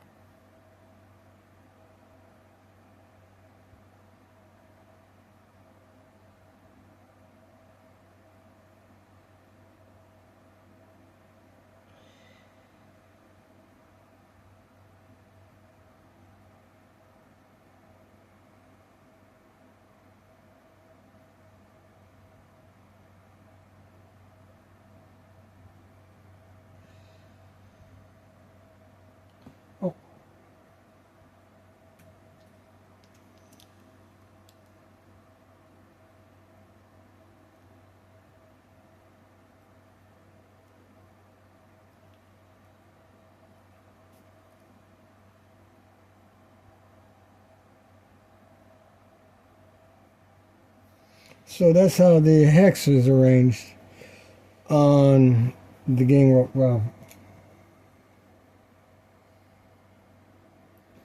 let me do a better representation here.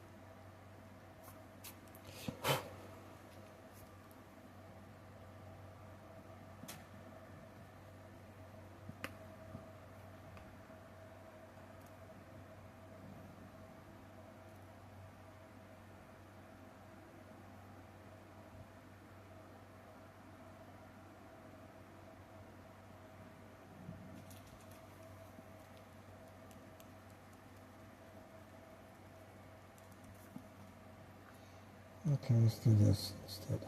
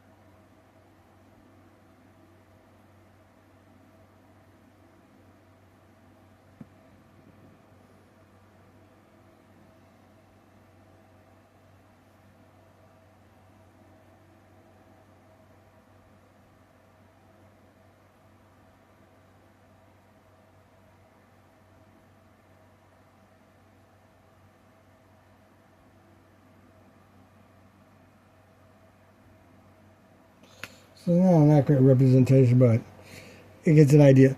This I've been making the map, world maps, and this is on the orientation of the hexes: North Pole, South Pole, North Pole, South Pole. Okay, so you have the polar region, you have the subpolar region, you have the temperate,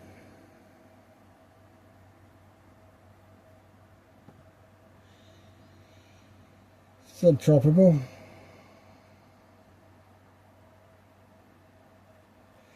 the tropical,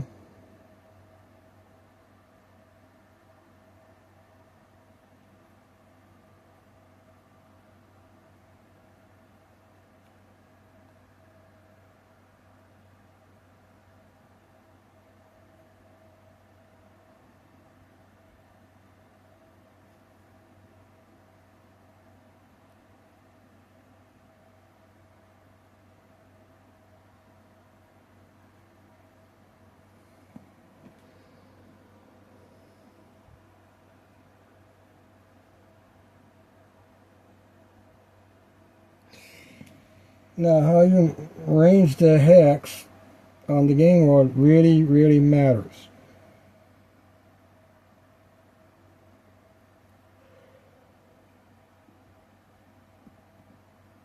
Because in one game world, on the right hand side, your travel east-west is direct. On this game world, your travel is east-west is like that. Or like that.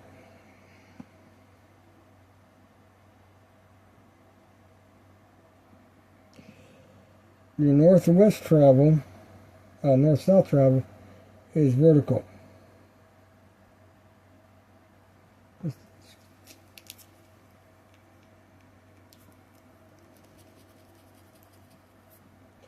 Yeah, okay, let's keep it there.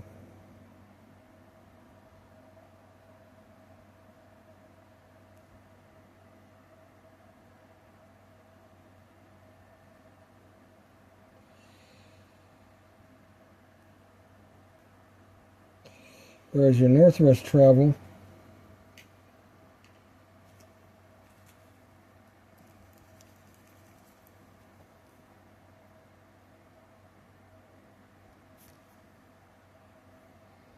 is angled.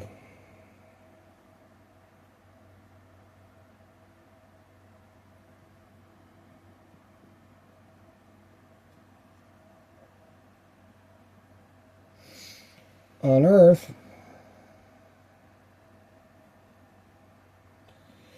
when we're going from Europe to the Americas,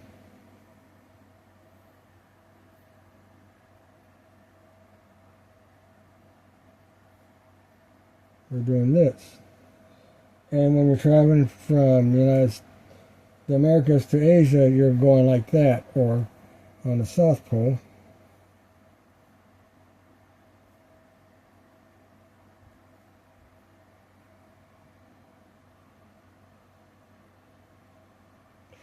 So this mode of travel corresponds to this.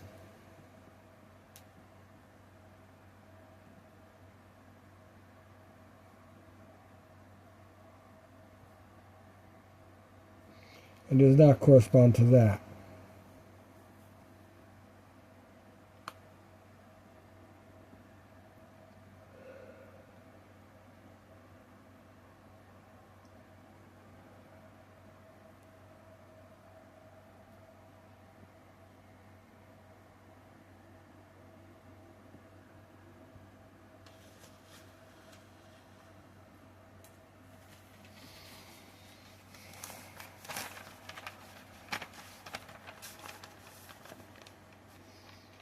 So, okay, whatever.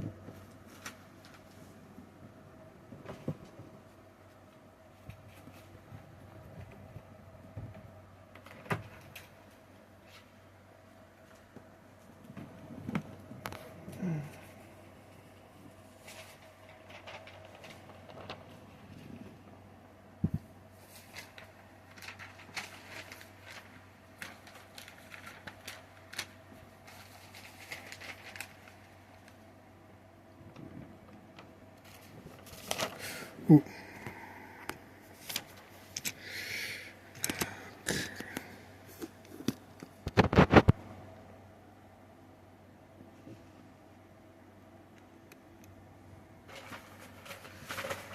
So this is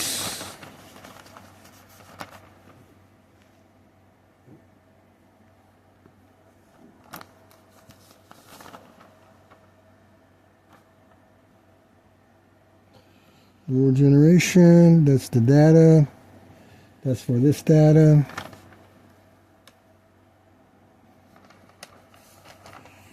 And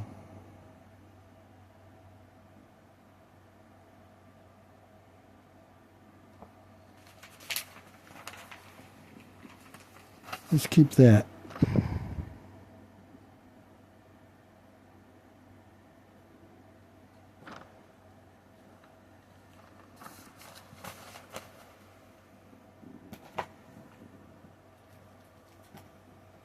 And that's it for this video.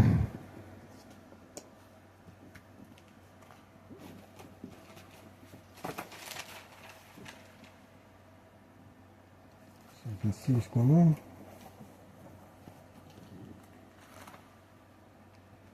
Most of this too far forward. Game campaign.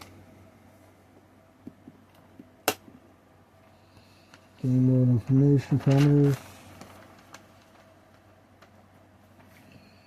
Game mode size.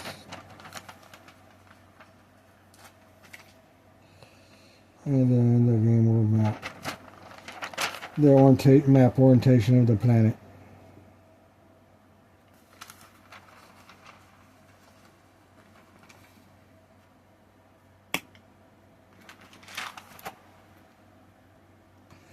Um,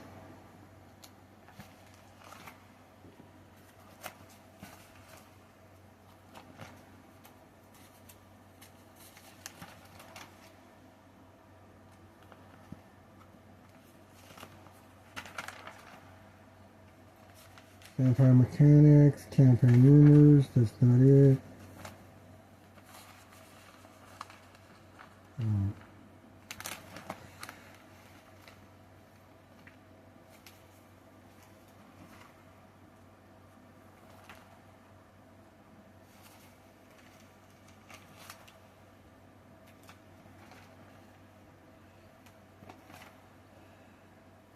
Environmental systems.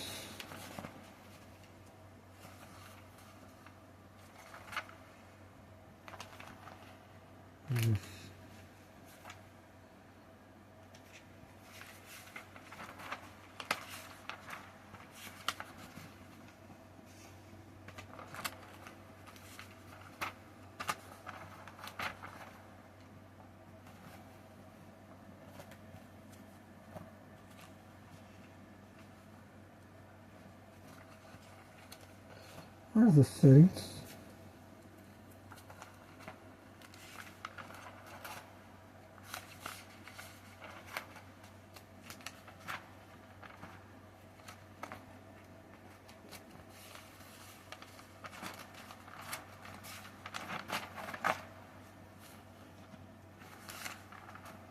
Oh, here we go.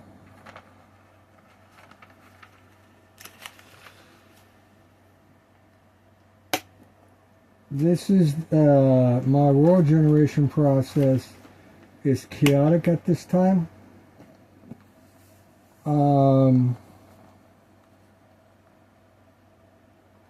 So I have this data sheet called Monster Settings Vampire.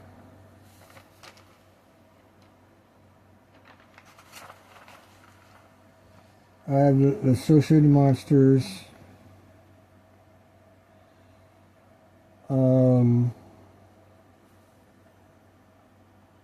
This sheet needs to be redone. The asterisk needs to be on the outside.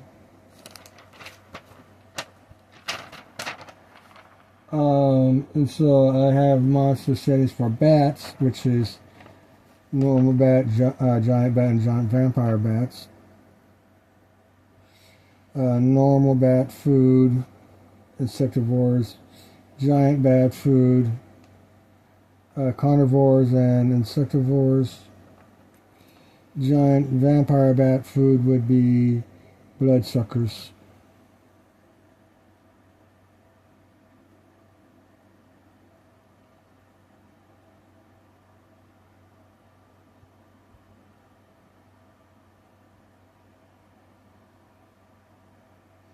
The carnivore would actually be a insectivore.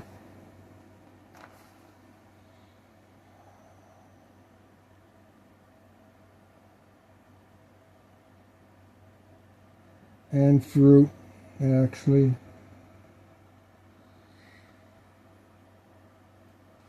So this needs to be also.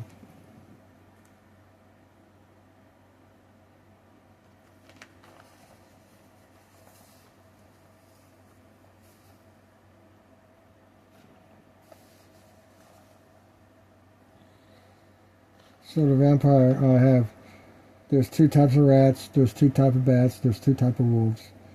And then human, what do I have down here? Deserted places and abandoned buildings. Okay. So this is basically human settlements, or abandoned human settlements, or something like that. Maybe abandoned building within a human settlement.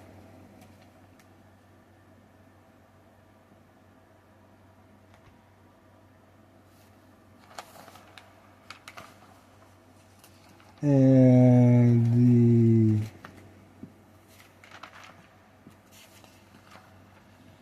campaign room that I have for vampires that may apply to some regions is the local villagers misidentifies a local vampire as being a rare rat lycanthrope.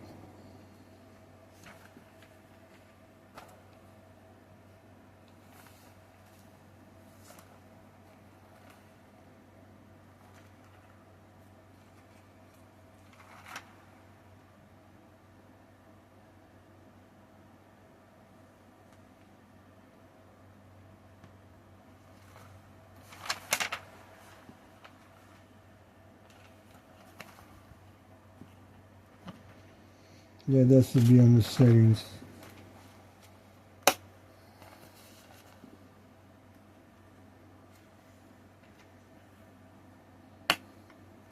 Because the chaotic monster, this orc army,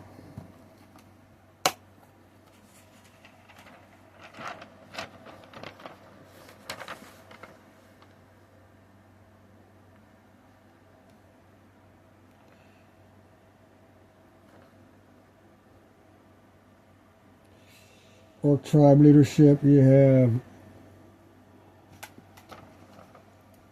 a group leader with 8 HP. It's a 1 hit dice monster, but it has plus 1 damage. Your tribe chieftain, it has 15 HP, acts as a HD 4, has plus 2 damage. So for chaotic leadership within hit dice, you're going to have for your group leadership hit dice 1 plus, and a tribe leadership 4 plus. So 1 plus to 4 actually.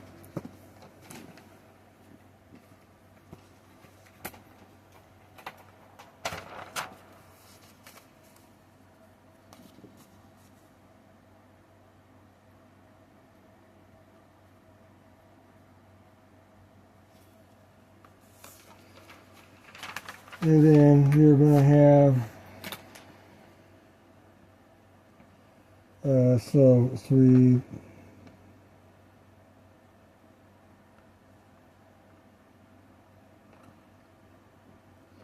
so you have a expert brigands with a leadership of 4.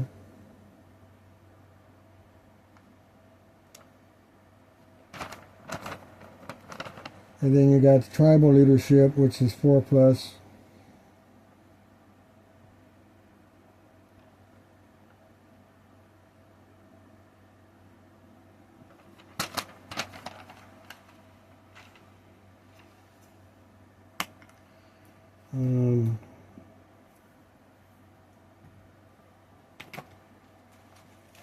So there's a lot of work to do yet.